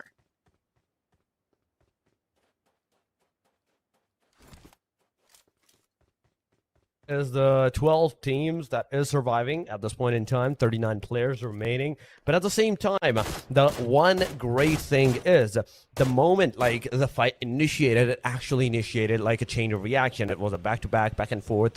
Those eliminations that were coming in hot. Bhutan, man, could not catch a break. I mean, obviously, with their status right now in the overall rankings, they're experiencing a little bit of struggle.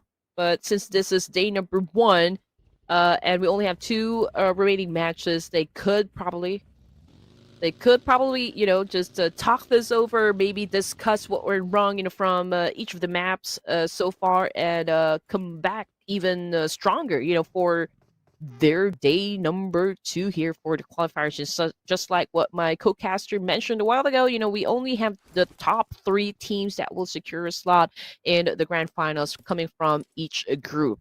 You know, we're back at looking at Chinese Taipei. They already have 2 casualties because of the engagement that they got involved in just moments ago, but we can hear still a lot of gunshots that can happen, and those fights are happening down south. Thailand is in big trouble right now, and Malaysia knows exactly that one. They're capitalizing on this one. They're challenging them up and making sure that they stay inside the blue zone. And there goes Shirty out of the game here from Thailand. Myanmar making a smooth move, you know, up against Hong Kong, China at the moment. They're hunting them down, and you just know that these boys are a little bit kill hungry in this competition.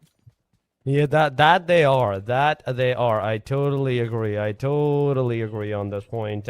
That they're completely going in with the kill elimination hungry. Myanmar's over here getting those elimination numbers. Beautifully done. It is like 7 elimination to this player name, but then we have Say Cloud getting those decent number of grenade and those Molotov eliminations for the team on the other side, outskirts of this safe zone region, where the region of the safe zone is still 230 meters away.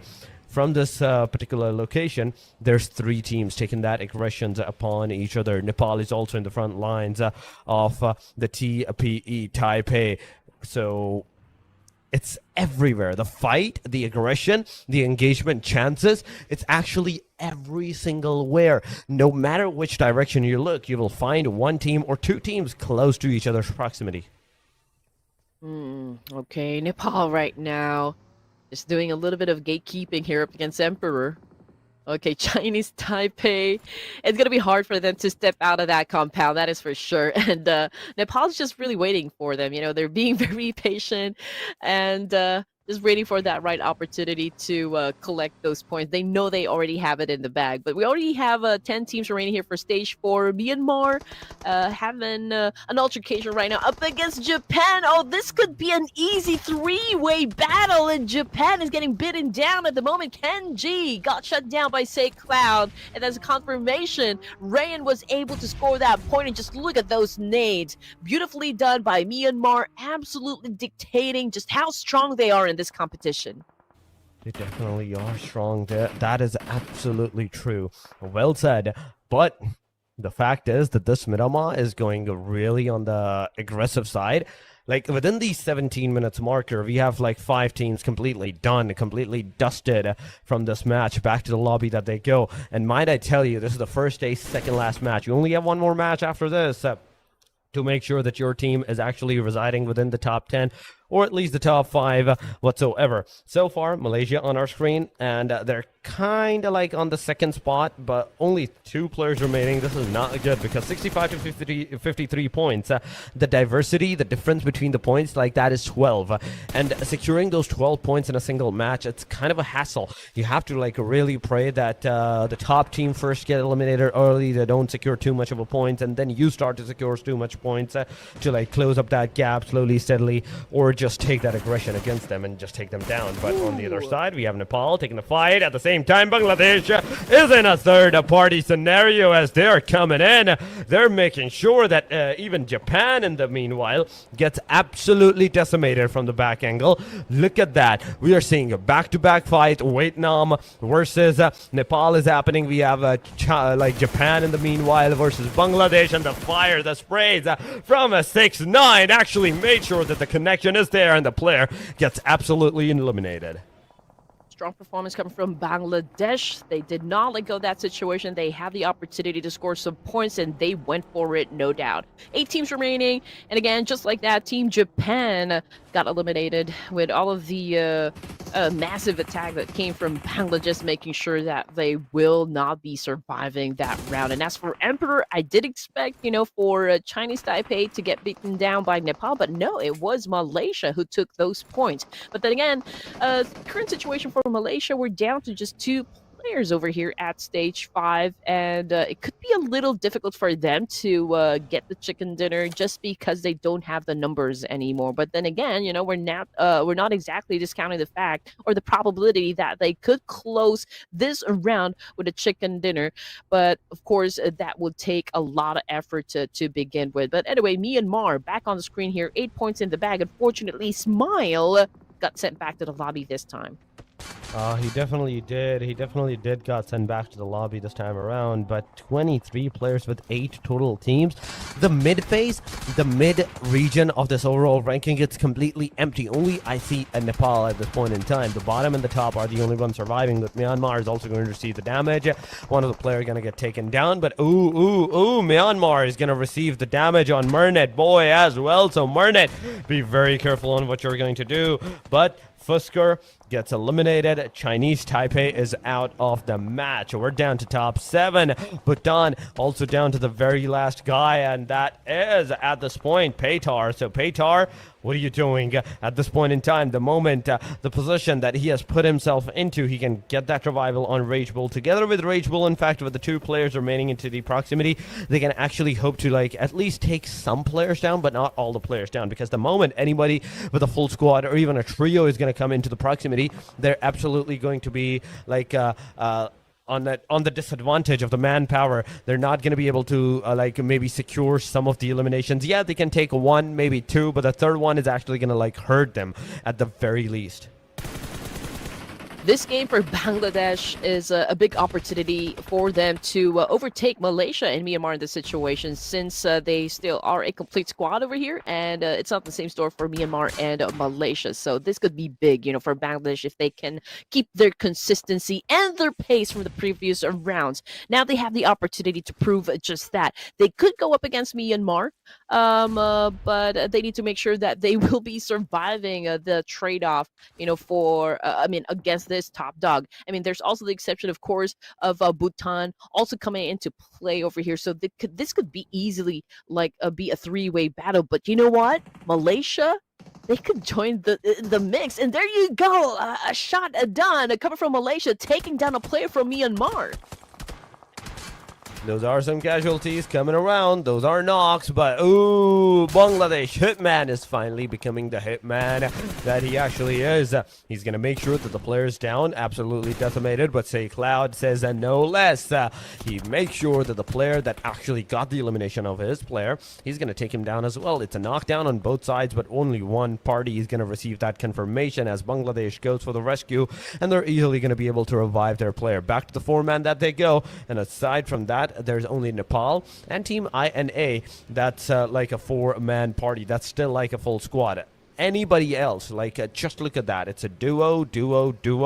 And in the middle of that, Hong Kong, China also has a trio in the midst of all of this situation. So not a lot of players remaining into the game. With 7 teams, we have 21 players, ladies and gentlemen. Say Cloud is going to take down one more player. Beautiful shots coming around, and Bhutan almost losing all of their players. But now, the moment that they have stopped into the location that they have stopped into, there is a possibility that on the backside where we're seeing different teams, like even Bangladesh, they can spot the player down, and that's exactly what they're going to do. The sprays are coming, the player's low, and he's going to be taken out. Bangladesh securing their 5th elimination into the proximity, but Bhutan, unfortunately for them, they're out of the match. Hitman living up to his name here as being the hit guy from Bangladesh, scoring a point, getting the job done for stage 6 here, bagging them 5 points. And now we're looking at the situation. We got one of them knocked down on the ground here, courtesy of Indonesia. Now what Hitman is going to do in this situation? Are they going to go for that pickup, or are they going to close business with this team? Now, we are looking at stage 6 with 6 teams remaining as well. Judging by the distance, yes, it is still a bit far, but, mid to long range fights already happening between this final teams remaining. 9 points in the bag for Myanmar, 8 for Hong Kong, China. So it's a tight competition. It is a tight competition, and the thing that makes this competition tight, the major thing is the fact that the top 4 are still alive into the match. We have Hong Kong with 8 eliminations this time around. We have in the meanwhile, Malaysia with 1 elimination, 9 for Myanmar. Myanmar, might I tell you, this team is down to the last 2 players, but the elimination numbers, they are not stopping. Bangladesh is also another team that is still alive as a 3-man squad and 5 eliminations. So in total, all of this situation has ramped up to those 10 elimination points for Myanmar. There we go. They got their 10th elimination, ladies and gentlemen. And with that 10th elimination now, the situation is going even more dire and dire for all the other teams to secure that top placement for themselves. Bangladesh Hitman receiving a lot of damage. He's surviving. He's getting out of there. He needs to get out of there as soon as possible. But nope. I don't think he's going to be able to do that as a player gets eliminated. Myanmar reviving their own players as well as Romeo's here. Reviving Safe Cloud. Circle is about to take another shift. Stage number 7 is going to be formed up right now, and it's going to go towards the very centralized position of the previous circle. Now, from this point, the top 6, the situation, you can see on the mini-map, you can see, in fact, on the map that whatever this is, it's a very dangerous scenario. Anyone that even dares to, put a foot into the circle, they're instantly going to be shot down from all the different directions. It was a hard exchange between Bangladesh and Myanmar just a while ago, and now that resulted to Myanmar again, down to their last 2 members. Now, considering just how close Bangladesh and Indonesia are, with each other, I'm surprised that they're not still, going for that fight. But in the meantime, Myanmar would like to, of course, serve a little bit of vengeance against Bangladesh. But it is a little bit hard to pull off just because, again, of a couple of things, like the distance and of course the firepower coming from Myanmar. It's not enough to go up against the full squad at the moment, but you know what, Nepal is having no problem at all, of course, obliterating the boys of Myanmar. And there you go, Ryan with the sneaky attack right there coming from Malaysia, was able to get the job done, was able to get that nail in the coffin there, eliminating Myanmar. And now we're looking at the final 5 teams remaining, with Malaysia having a total 14% of scoring that chicken dinner. But as for the rest of the team here, I think Nepal has the best chance of getting the job done. Same thing goes for another team, Indonesia. I mean, yeah, that's true. That is true. But the fact is that until it's over, we cannot say anything at this point in time. This is how powerful the teams are. This is what kind of a destruction that these teams can actually bring up onto the table. So we can't say anything for sure until it's completely done. But here we go. Let's see. Airdrop has been looted by the Indonesia side near the trailer park. The grenades are coming into the smoke. But Malaysia, Ryan finally going to be taken down. This is not looking good for the players whatsoever. But Bangladesh, they're going to approach the situation, do maybe a third party from the backside, but I still want to see that fight against the team in Nepal at this point in time against the other teams into the proximity that is constantly throwing those grenades, those mini red zones upon all the players. That Precious is super low, and that HP Claw making sure that his HP stays full, and he's also throwing those grenades against the other teams, trying to keep them at bay. But will any of them connect? The answer is somewhat of a yes, but the players are still alive. The thing is, the players are still alive, but not anymore, as Claw's grenade is finally going to take Razak down. There is a retaliation grenade coming from Zetas that's going to take down Rex, but the grenade making a confirmation. Now, Rex, you have to come back as soon as possible. You have to come back, get that revival done on you so you can have the upper advantage against the other team, against the other players at this point in time. Nepal, be very careful on what you're doing because Team INA, Indonesia, they're definitely coming up. They're coming in hot with those elimination numbers. They will try to do that. One Donkey's Zeta finally getting taken down. Domain is here, taking that DBS once again on the face of the player. It's over. The players are done. They are dusted. Indonesia out of the match, and we're down to the top 3. Man, that was such a show coming from Nepal. Oh, that was a great exchange, great performance, great execution. 9 points in the bag there. So I guess they have now picked up their momentum, which is absolutely great, not just for the cast, but for the fans as well. Definitely, I just know the fans are cheering down there in the comment section. But anyway, we're looking at the final 3 teams remaining. Bangladesh is still in the mix here. And again, we did talk about the consistency coming from Bangladesh. And right now they are displaying their skills, showcasing their talent when it comes to playing PUBG. And now they're currently at number 3 here for this round. Stage 9, ladies and gents, and eventually we will be running out of space here to play on, so teams will not have any choice but to actually collide up against each other. They do. This is the top 3, and this top 3 is going to be super deadly as Bangladesh is going to lose one of their players. That's a knockdown. There's no hope of getting that revival upon on the player at the very least. Claw is ready to take that action, and he's getting into the car with the rest of his team members. 6-9 getting finished off. There is 90 Degree alongside of Hitman, but 90 Degree first of all getting taken down. Hitman the final hope. The DBS is making connections. He gets a knockdown. Couldn't make an elimination on the player, but 10 bullets on the DBS. It's not going to help them as the player gets eliminated, and Hitman out of the match. With this, we have 12 elimination, ladies and gentlemen, for the team Nepal. This time around, it's 12 elimination, and they're just gonna soar even higher and higher and higher from this point onward as they're ready. They're in the confidence.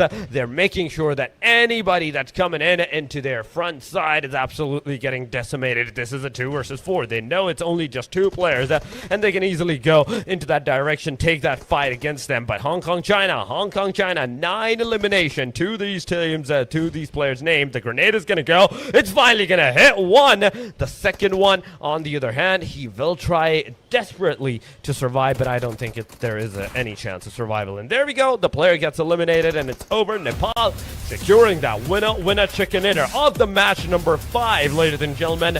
That is our first Miramar, and they're going to start this aggression with almost 15 eliminations.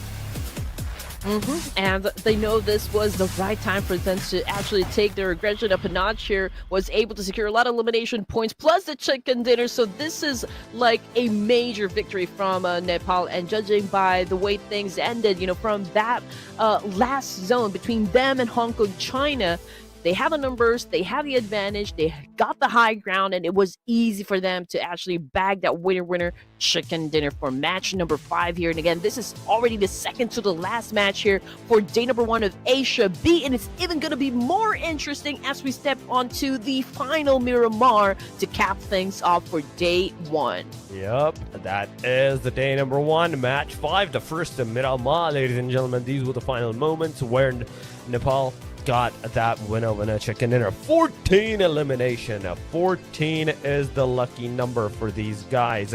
This time around, the number of elimination that they're going to have, and now it's It definitely is going to help them a lot with 24 points secured. But going on to the Precious, he has 690, the most damage dealer.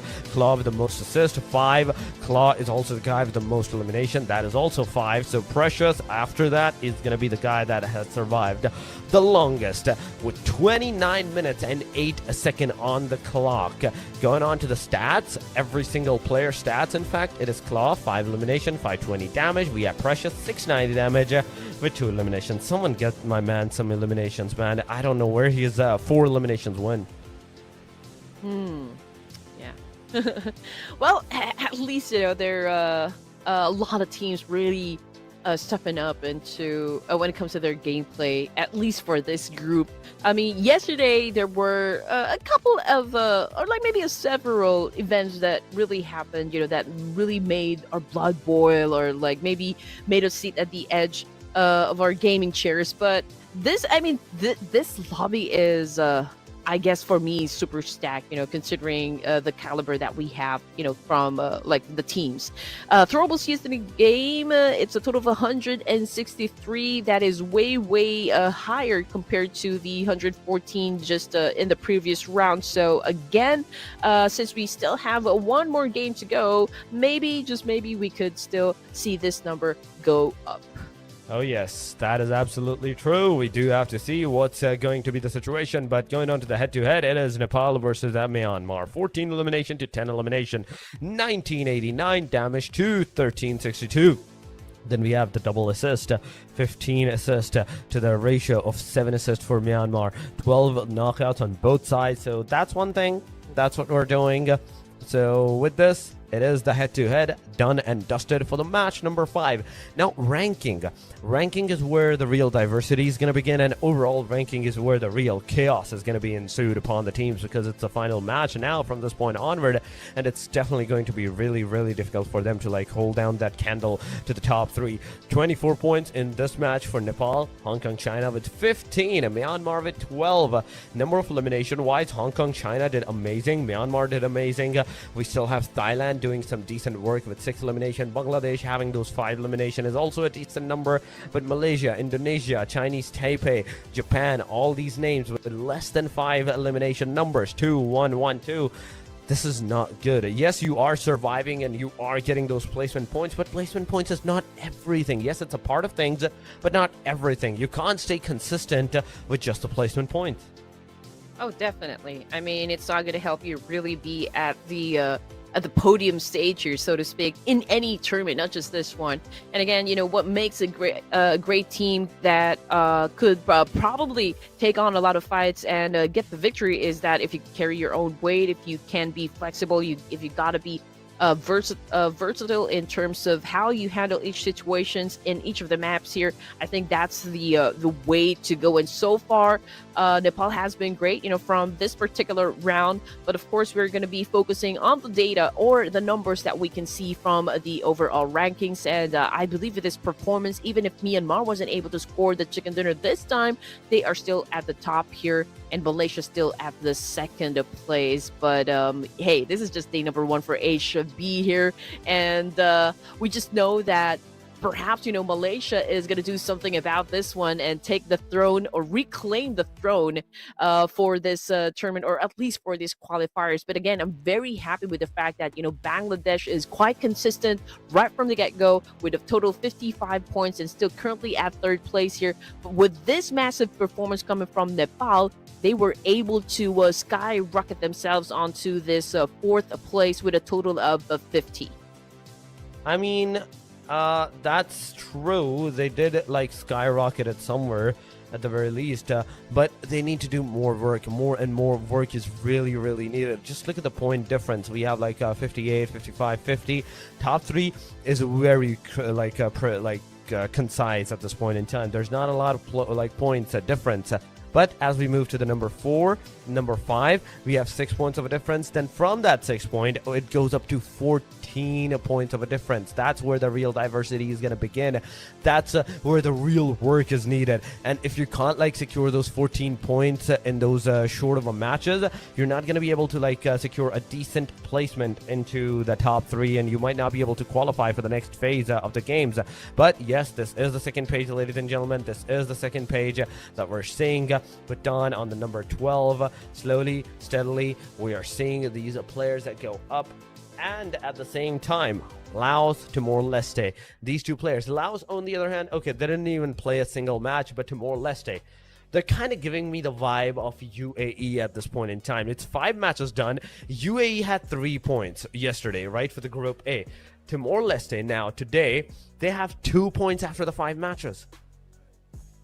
Yeah, you're absolutely right. But then, well, there's still day number 2 here, so perhaps they could just go through the broadcast that we'll be having today, or will be having today. Then I guess they could maybe talk about what they can do better, in the next matches to come. But you know what? We're gonna find out just who will win the final round as soon as we come back here, ladies and gentlemen. So don't go away. We'll be back after a short break.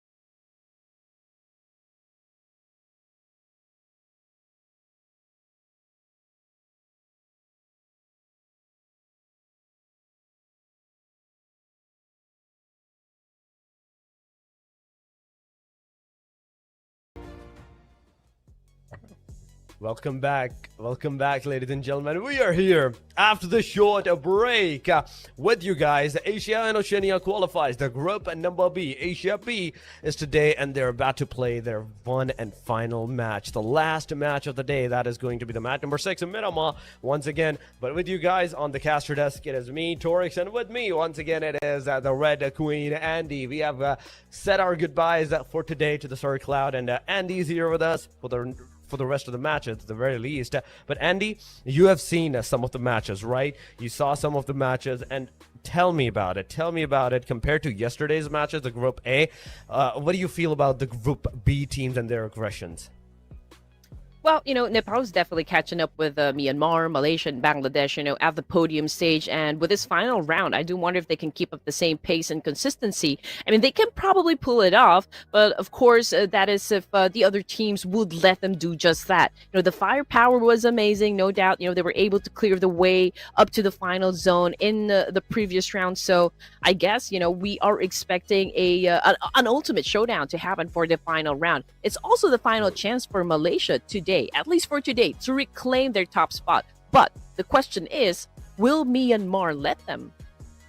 Yeah, I mean, that is the question. Will Myanmar let them take that top placement or not? Because at this point in time, the amount of fights that we are seeing, the amount of aggressions that is happening, those point structure from the top 3 all the way, like number 1, number 2, number 3, it's kind of looking not too good, but at the same time, not too bad as well. So there is a slight possibility that, okay, the good things can definitely happen. The good things can definitely occur by all of these teams at this point in time. You just have to make sure that you pray and you're like, okay, we need to get as many points as soon as possible that we can possibly get. But yes, aside from all of this factor, the final match, it is going to be the Miramar once again. And just like the last Miramar, it started with a little bit of stalemate, but then suddenly the whole gear shifted, the whole pace shifted. We saw a very aggressive map at the end of the day.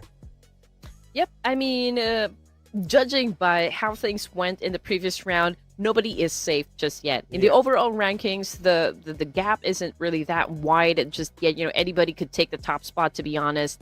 But I guess since we only have 12 matches, for the qualifiers, and only top 3 will then proceed to the grand finals, there's a need for those teams, or all the teams, to be honest, to be really aggressive in getting those elimination points. And again, I don't know what kind of a plan they need to be able to execute, but I think at the end of the day, it all boils down on how great your team's consistency is when it comes to picking up points. True. And just like what you mentioned a while ago, I don't think getting chicken dinners is like a super top a priority again for me.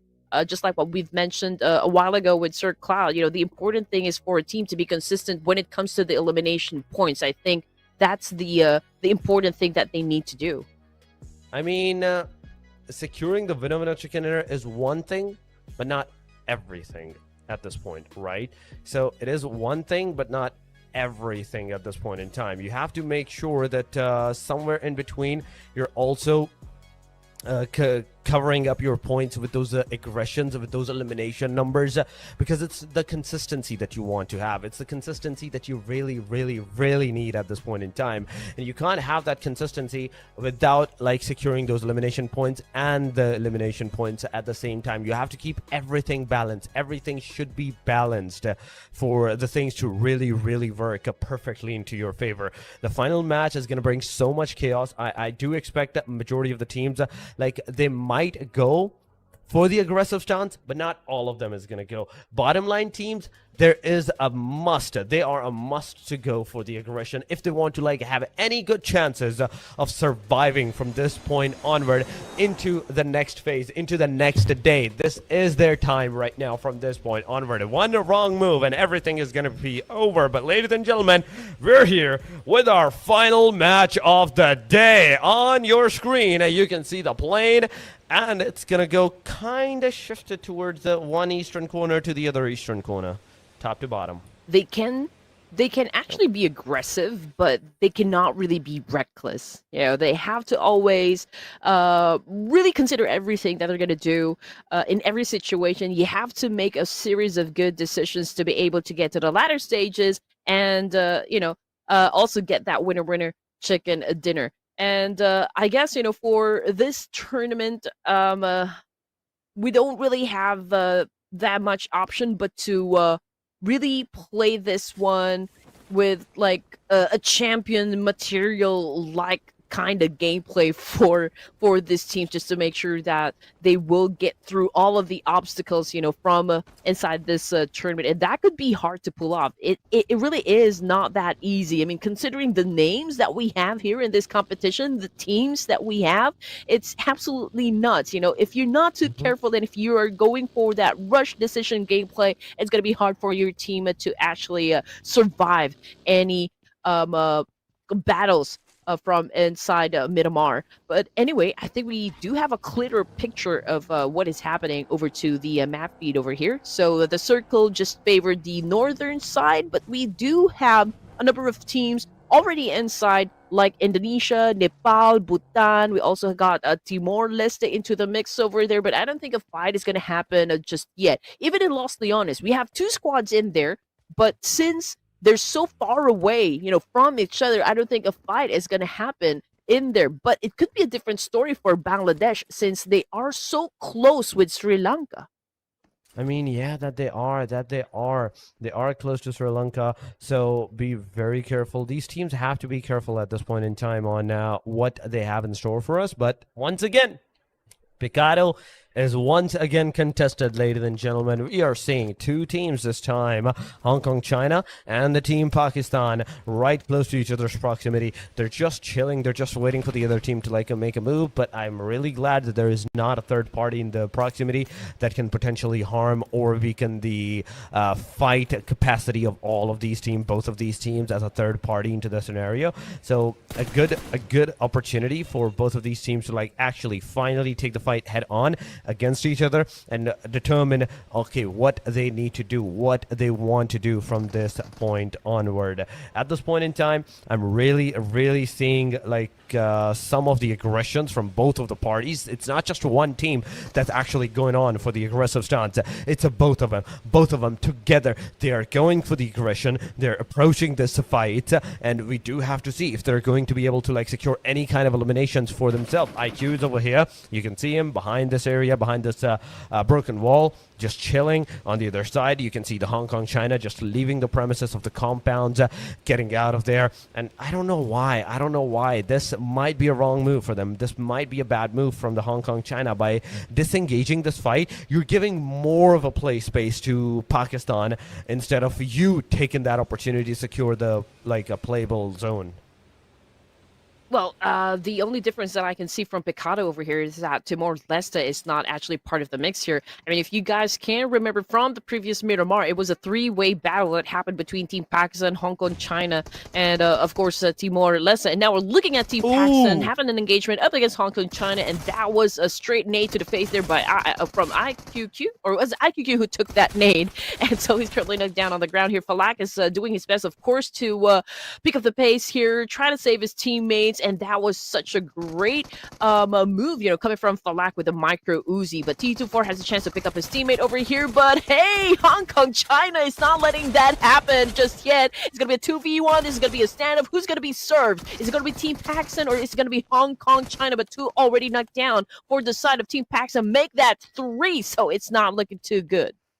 It's not looking too good at this point in time. Come on. We do have to see what's going to happen. At this point, both of the parties are receiving a lot of considerable damage. The chances of survival is really low at this point in time. But we do have to see what's going to be the next situation, what's going to be the next scenario for both of these parties, both of these teams. At this point in time, we're seeing the team in fact, Pakistan leaving this area, leaving this premises. Let's see what they are going to do, how they're going to approach this, because right now There's only one player alive, one player remaining into the match from the Pakistan side that I can see. And Naki, he is just leaving this area. He's like, yep, I'm out of here. He's getting shots from the backside, but fortunately for this guy, I don't think he's going to be able to get shot at any moment whatsoever. He's that far away that he's out of the render, finally getting out, finally being safe. But for how long? How long can this go on? Naki, you're just a solo player now, and there is always no hope for a solo player to like actually engage in any kind of fight, any kind of engagement that you're gonna see from this point onward. You are forced to retreat away from it. Yep, I mean, we do understand why Team Pakistan actually decided, okay, this is going to be not going to be worth it for us. Maybe we should just focus on getting those placement points. I mean, they don't really have that much of a choice since they're down to their last player. But if you guys remember, Team Pakistan actually did not do very well in the previous round. They had an early elimination because of Hong Kong, China. And again, you know, for Hong Kong, China, they absolutely nailed that fight up against Team Pakistan, hence getting the advantage. And now Noki is in a world of trouble here in Myanmar, Miramar. So he needs to make sure that he gets to the latter stages of the game here to collect some placement points for the team. I mean, just to make sure that they don't go out empty-handed. But here comes Bangladesh right now. Hitman with a massive charge here, using a UMP, was able to inflict a lot of damage, though. Not enough to put that player just yet. But of course, Hitman will not be letting go of this situation. He is about to drop from the top right here, and with a kill for Hitman. That is the elimination right there. Bangladesh is going to have it for themselves, ladies and gentlemen. A good, wise choice from Bangladesh side. But now, with this fight initiated against Sri Lanka is going to retaliate, and Thabs is actually going to get a 90-degree down. It's a knockdown back and forth. Both parties are finally going to receive some damage, finally going to receive one casualty at the very least. The grenade is going. Omega receiving that grenade, but only getting a scratch out of it. Not too much, only just a scratch. So with this, another grenade ensues. This time around, once again, what is this guy made of that he is making sure that he tanks every single grenade that is being bounced on him? Ooh, okay, here we go. Sri Lanka still trying to counter Bangladesh in this situation. We got two of them inside this building, so that is why Bangladesh has been throwing a lot of nades to flush them out of this compound. But there is someone doing the off-angle attack here up against Bangladesh. That is why we can understand, you know, the hesitation coming from Bangladesh to enter this building and to just, you know, eliminate this player. Thabs is doing his absolute best here, of course, to rattle up the boys of Bangladesh, but it's not working out too well. And there you go, Bangladesh crashing this compound, taking their win, taking their points. And Thabs, I'm not sure what exactly you're gonna do in this situation. It's probably already too late. It may be too late for you, but you never know. But Thabs, finally, it's over. The player is done. The player is dusted. No more aggression, no more anything for this guy from this point onward. And now you have to think of something different. You have to think of something new and choose a different strategy for the next day at the very least, because this day it's over for you. It's over for you. We're here with 14 more teams. Pakistan down to the last guy. We have 3 players down to Indonesia. We have Taipei down to the last guy as well. Bangladesh is also 3-man standing, so there is a slight possibility that, okay, we might see some more casualties around the areas, around in this circle, maybe 9, 10 to 12 minutes marker. We might see another team getting eliminated, but it's not sure. Stage number 2 has just begun. Stage number 2 has just been made, and it's already beginning to drop down even into the stage number 3. 10 more seconds and the zone starts to close up. That moment with the team, when they realize that the circle this time around is going to be deadlier than the previous one, they might make some mistakes, but it's not necessarily enough to just take the circle for them to make a mistake. But on the other side, talking about the teams that has cemented themselves in a very, very decent position, it is almost 80% of the teams in all of this scenario. Well, it's a good call, I guess, you know, from Hong Kong, China, since they already left Picado. You know, it's not going to be worth their time if they're going to hunt down Noki in this situation. But hopefully Noki finds a vehicle, you know, to get to the safe zone and probably find a safe spot for him to stay quietly collecting those placement points for Team Pakistan. But as for Hong Kong, China, they're now already on the move here from the blue zone to this circle that we have here so far on the screen. San Martin is currently still occupied here, and maybe a little something going on inside Hacienda de Patron, but so far for stage 2, considering again just how far this team's away from each other, maybe we will not be seeing a clash happen, except for Timor-leste right now. They just collided with Japan, if I'm not mistaken. That's true. That is true.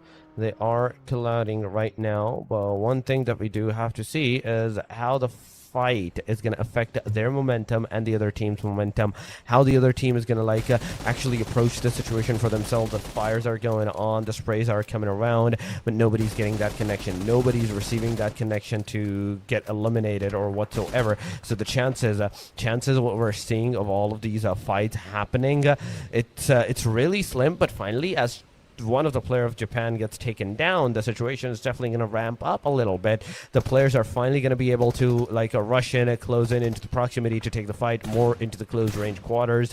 Myanmar is on our screen as well, alongside of the fact that they are shooting at the team that is above them, that is right now onto the upper side of them, on the ridge, upper ridge of them. So the chances of survival goes really, really thin on this.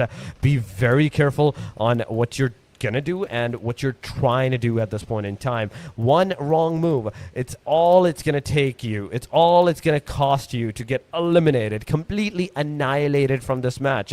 That's the thing. One wrong move, it's gonna be enough for the players to take you down. But the circle's gonna take another shift. Once again, it is the water treatment, Cruz del Valley, close to that proximity. We are seeing the teams into the close proximity, whereas you can see the southern side, it's kind of heavily contested. 3 angles, 3 different regions, where the shots, where the fires, where the engagements can definitely occur. It's still a hot mess down south, but we will definitely see a lot of cleanup happen right at the edge of the circle over there, just considering the amount of teams that will be headed towards that direction. But as for Myanmar here, they are defending this very spot where they're currently staying at the moment. They could potentially go up against Bhutan and even Indonesia and even Vietnam, in this situation. I mean, Vietnam has been bidding their time, they're not joining into the mix. They're observing what is happening. They're monitoring the situation and probably cooking up something big, towards the latter stages of the match. So we'll just have to, of course, wait for that one to happen. Right now, we are still at stage 3 here with 1 minute and 30 seconds on the clock before we move on to stage 4. We're looking at Malaysia, and in the previous round, Malaysia also did not do exactly great, so this perhaps be a game that will be a comeback for them. This may be a comeback, this may not be a comeback. It can go either way. It can go both ways at this point in time. It all depends on how you're going to approach the situation, and that will determine whether you're going to have a decent opportunity of surviving or you're not going to have a decent opportunity of surviving. But aside from all of this, Myanmar still is on our screen. We're still waiting for this team to actually go for the fight. So far, they're looking from the mountaintop all the way down to everybody. So whatever this thing is happening, whatever how this fight is going on, it's going good, it's going chill. Not a lot of casualties that can actually happen. But Pakistan, the moment I talk about casualty, and Pakistan is yeah, we're gonna have the casualty on ourselves, they're the one that get absolutely eliminated from this match as well. Kind of early on, not a lot of points, just 1 elimination, which is absolutely not going to help them stay into the top 3 at the end of the day. They're going to be either the top 8 or they will be taken down, depending on the situation. The Thailand team VIE is going to do something or not. The moment they do anything good, they secure any decent number of points, the team Pakistan is going to either go 9 or 10. Ooh, hardship right there. But this time, the zone actually favored Myanmar, Indonesia, Bhutan, and even Vietnam over here. So again, Bangladesh needs to step up their gameplay, since they will have to deal with potentially Nepal if, of course, they decide that this is going to be the right time for them to get into the play zone. But as for Team Malaysia, also a great opportunity over here. They could go up against, the likes of Hong Kong, China, even Thailand. We got another team over here that might be able to challenge them as well. That would be Starboy and the rest of the gang over here down south. They're about to pass through water treatment, but I think they're going to avoid a conflict, as much as they can, and probably engage in a battle right towards the final stages of this match. So far, we're looking at 13 teams remaining over here for stage number 4. Indonesia still pretty quiet at this point. They're not getting into any altercations just yet. Same thing goes for Hong Kong, China over here. But I do know for a fact that, most of the teams here are still getting that information gameplay. So let's see what's going to happen as we play on through stage 5 of Miramar. Oh yeah, we're into stage 5 of the Miramar almost after 2 minutes. It's going to be that, but Taipei, first of all, they're going to be another team that will be annihilated from this match. They're out, they're done, they're gone. The top 4, the top 5, they're still alive. The other side, we can see the top 7 to all the way 12. They're also into the proximity of the match, so the chances are still there for them to make a decent move, take down one another, get into the top spot. But Thailand doing some decent shots, decent jobs, but also losing 2 of their players. That's not a good thing whatsoever. There is also Malaysia into the vicinity, into the engagement, as one player is giving that revive to every single one of the players at this point in time. We can see one player, that is Yami, into the back line. Malaysia finally giving that revive to their players. The Cluck is back on his feet. He is alive. He is 75 HP in a short while. We will definitely see that, but in the meanwhile, Timor-leste, they're the first one, another team in this top 11 to get eliminated. All right, here we go. Yami. Okay, he tried to go for the nade there, but switched to a UMP instead. But we can see Hong Kong China, man. That was a brutal one coming from them with that nade. They were able to shut down a player. The fight is not over just yet. Definitely the teammates will be looking for Yami over here, and will be serving up their revenge as well. But let's see what kind of maneuver they're prepared to show us up against Hong Kong China over here. I mean, they do have that great vantage point that could potentially shut down a couple of players from the other team, but we'll just have to wait and see if they can be accurate with the execution. But so far, it's a lot of pressure out to the side of Hong Kong China just because they're the ones down below. From the kill feed, it's Bangladesh versus Japan at the moment, having the trade-off, having that exchange, and we already got a couple of players from Japan that got already knocked out of the game. But just like that, it was Team Bangladesh that got eliminated from that fight. They definitely did. They definitely did. But now, with this top 10, 32 players remaining into the game, things are going good. Things are going decent.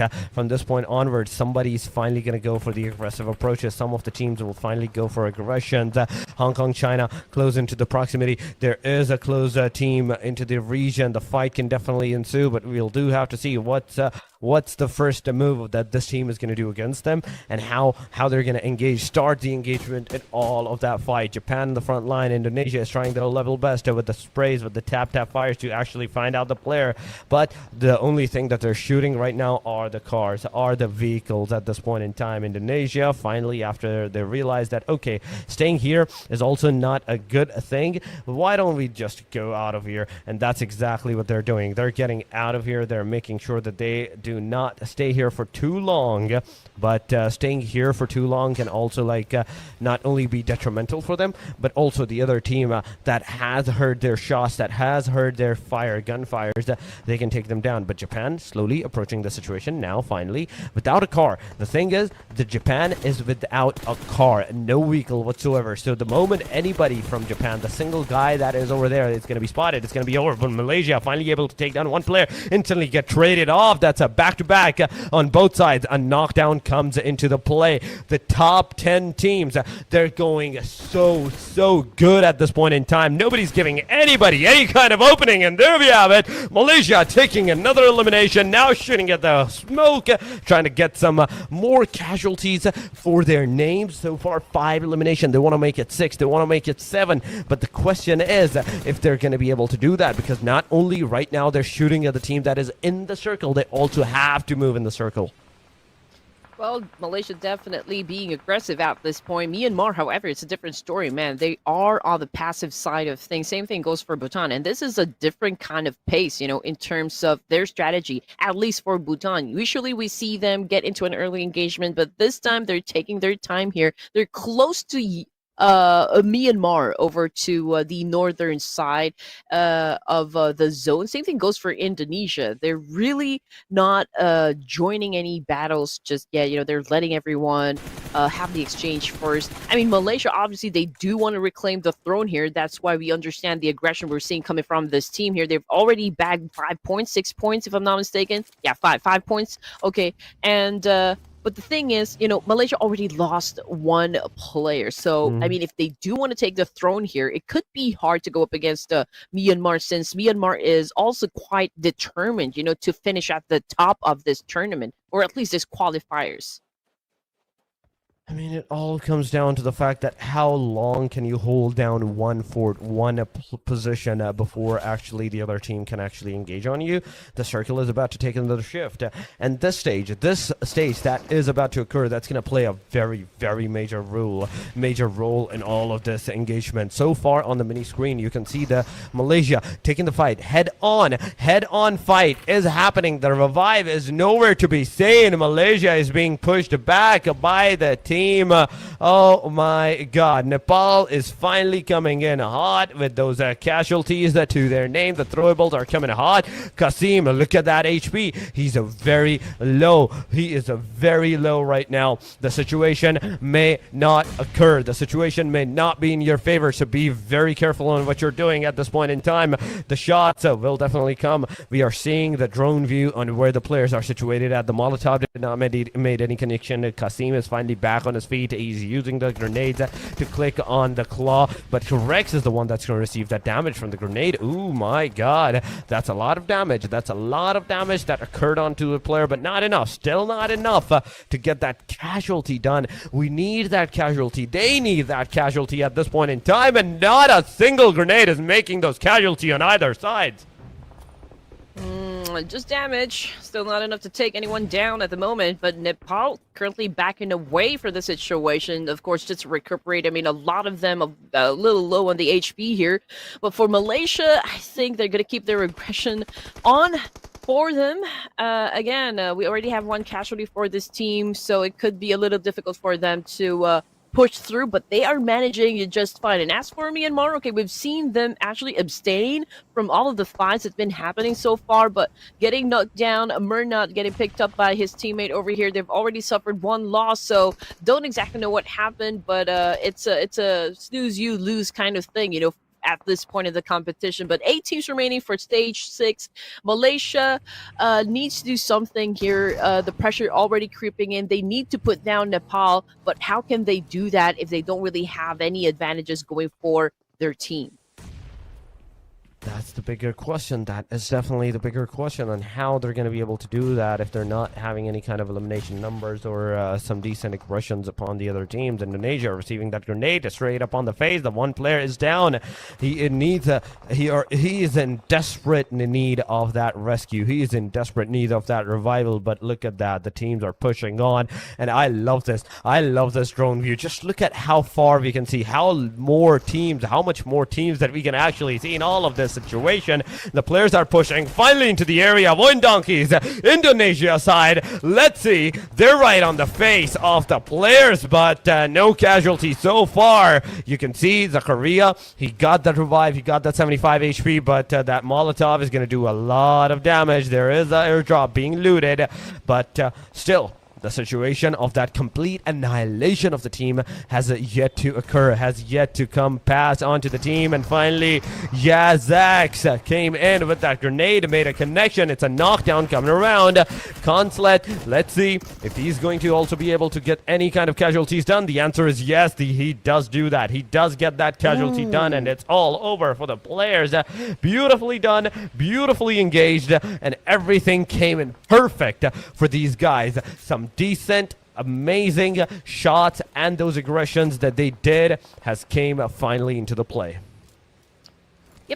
It was very hard for Indonesia to actually keep up their defense, considering the fact that, this is a prime location, so we do know why these teams actually want a piece of that compound. But, with Indonesia's power, of course, to get through any obstacles so far, they were able to defend their fortress, and now they get to keep it. They get to have that prime location over here for stage number 7. But looking at Malaysia at the moment, Kasim already took a huge damage that instantly put him down on the floor. Vietnam also making a move up against the opposition and was able to collect some points, out of that exchange. And so far they're doing good, but it's a different story for Malaysia. Although even if they don't win this fight, even if they don't bag the chicken, 7 points for Vietnam, I think, it's still pretty amazing if you ask me. And even like with Indonesia, they also have 6 points now in their pockets. Malaysia with 7. So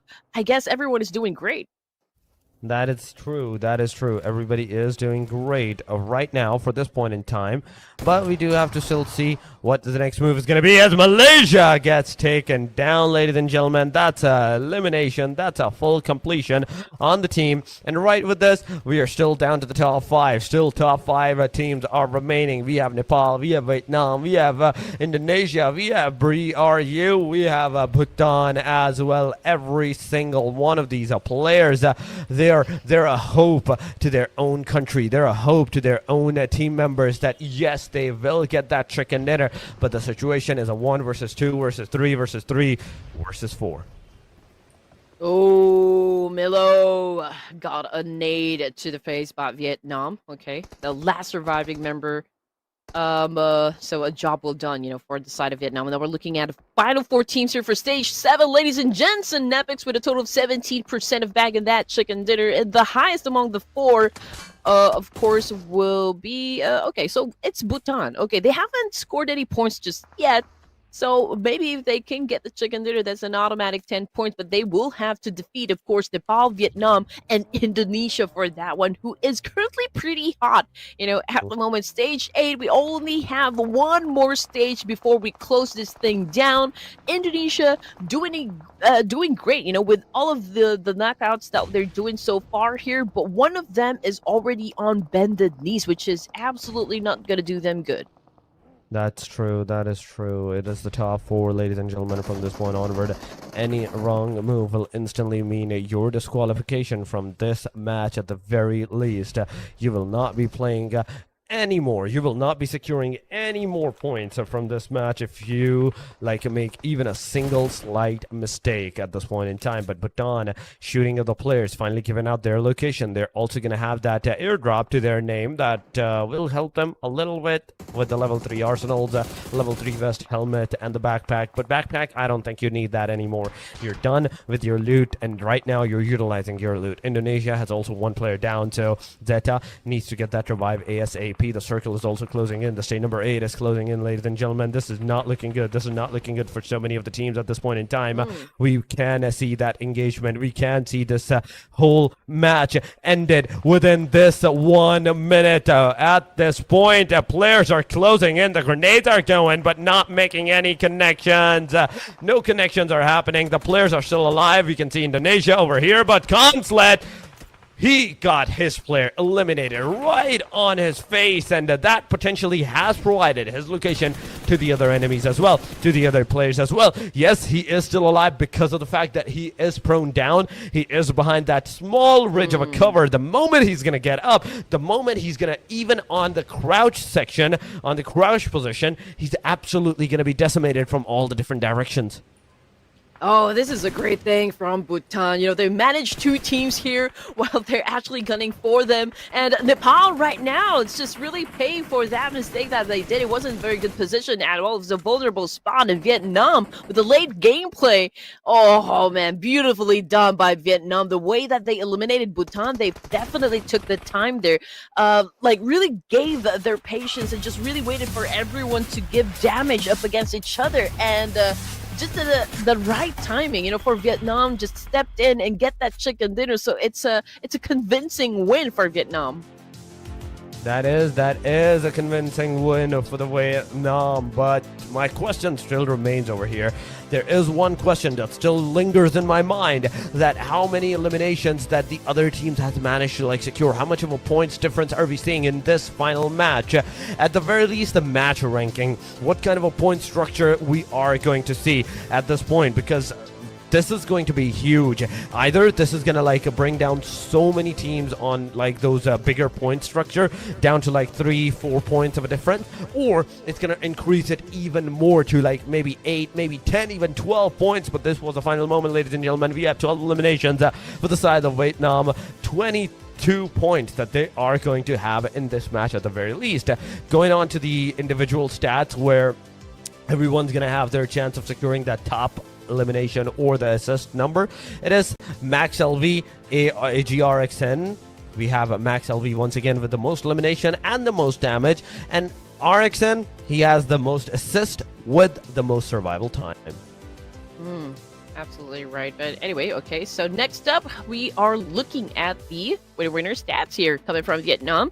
And again, 3 elimination points coming from aggression. Okay, I'm just going to read it by there. Or is it RXN? Okay, whatever. Okay, Max with 4. We've got Tuan here with 4. And Boy T with 1. And again, the timing here is impeccable coming from Vietnam. They let the 3 teams battle it out first before they actually got into the mix, which is a great thing to see, from Vietnam. They picked their moment, and now they were able to get that reward, which is, of course, the final chicken dinner of the night. I mean, I love this. I love the fact that how every single one of these teams actually played it out so beautifully. But now, going on to the match summary, we're seeing 52 total eliminations with 57 knockouts, 17 rescues in this match with 183 throwables used, ladies and gentlemen. This is what I wanted to see. 14 headshots. This is what I wanted to know. And the longest elimination distance is going to be 387 meters this time around. Really, really lives up to the name of the Miramar. But the total healed, that's the most insane amount. That's the most insane amount that we're seeing. 10,136. Highest in any of the matches, any of that group whatsoever in the past 12 matches. Whether it's the Group A or the Group B that we have seen, this is the highest number of healing that we have witnessed. Oh, well, look at this. Okay, 12 elimination points for Vietnam with 1,761 damage output. And Malaysia only has 7 elimination points in the bag here, but almost the same damage outputs. It only goes to show that, Malaysia was able to knock down maybe a lot of players from inside the game, but they weren't able to actually translate that one into full-blown elimination points. So I guess when it comes to accuracy, I can give it to Vietnam, with the kind of stats that we just saw moments ago. Now, if you missed the whole thing, well, don't you worry, we got you. We got the match rankings on screen at the moment. Vietnam with a total of 22 points, followed by Indonesia with 12. So 2 teams that ended the game with a double-digit finish. And on the 3rd spot, we got Nepal, of course, with 9, Malaysia with 9, and Bangladesh with 6. And again, this top 5 teams right here shining through for the final round here. And pretty much I can say the same thing. I mean, Bangladesh with their impeccable consistency as well. I can say even with the last round, bagging 6 elimination points will definitely help them maintain their pace in this competition. That is absolutely true. That is absolutely correct. But it's the 6th match. We're done with our day number 1 of the group number B as well, ladies and gentlemen. Thailand on the hashtag number 10. From this point onward, Thailand, Myanmar, Timor-leste. We have Pakistan, we have Sri Lanka, Laos, and Chinese Taipei. As on the match ranking, only 2 teams. Laos didn't even join. Chinese Taipei was the one that got eliminated without even a single point whatsoever. But what has happened to Pakistan? This is what I want to know. They couldn't play good into the Sanhok. They didn't play too decent in the Erangel, and once again into the Miramar. Yeah, Miramar is their strong, weakest link whatsoever. They don't do too good into the Miramar matches, but getting eliminated this early on, it's highly unlikely for them, man. Yeah. And just look at that. After 6 matches, ladies and gents, Myanmar get to keep the top spot here in the leaderboard, dethroning Malaysia with a total of 72 points. But we cannot really just disregard the amount of effort that was exerted by Malaysia, getting the throne back, from Miramar. And, 72 to 67, again, it's not far behind. The gap is not really that wide, and a lot of things can still happen since we still got 6 more matches to end things in the qualifiers. And as for those teams, a little bit on the bottom half here, we got maybe Pakistan, Thailand, Japan, Brunei, and the rest of the team down below here. Maybe, just maybe, they need to tweak their strategy up a bit. Pakistan started really strong at the beginning of the matches here and kind of slowed down. They kind of lost their consistency. But then again, we don't exactly know what's happening inside the war room, but perhaps they could talk about it, the moment that we end things here for day number 1, Asia B, and just come back stronger, in day number 2 of this competition.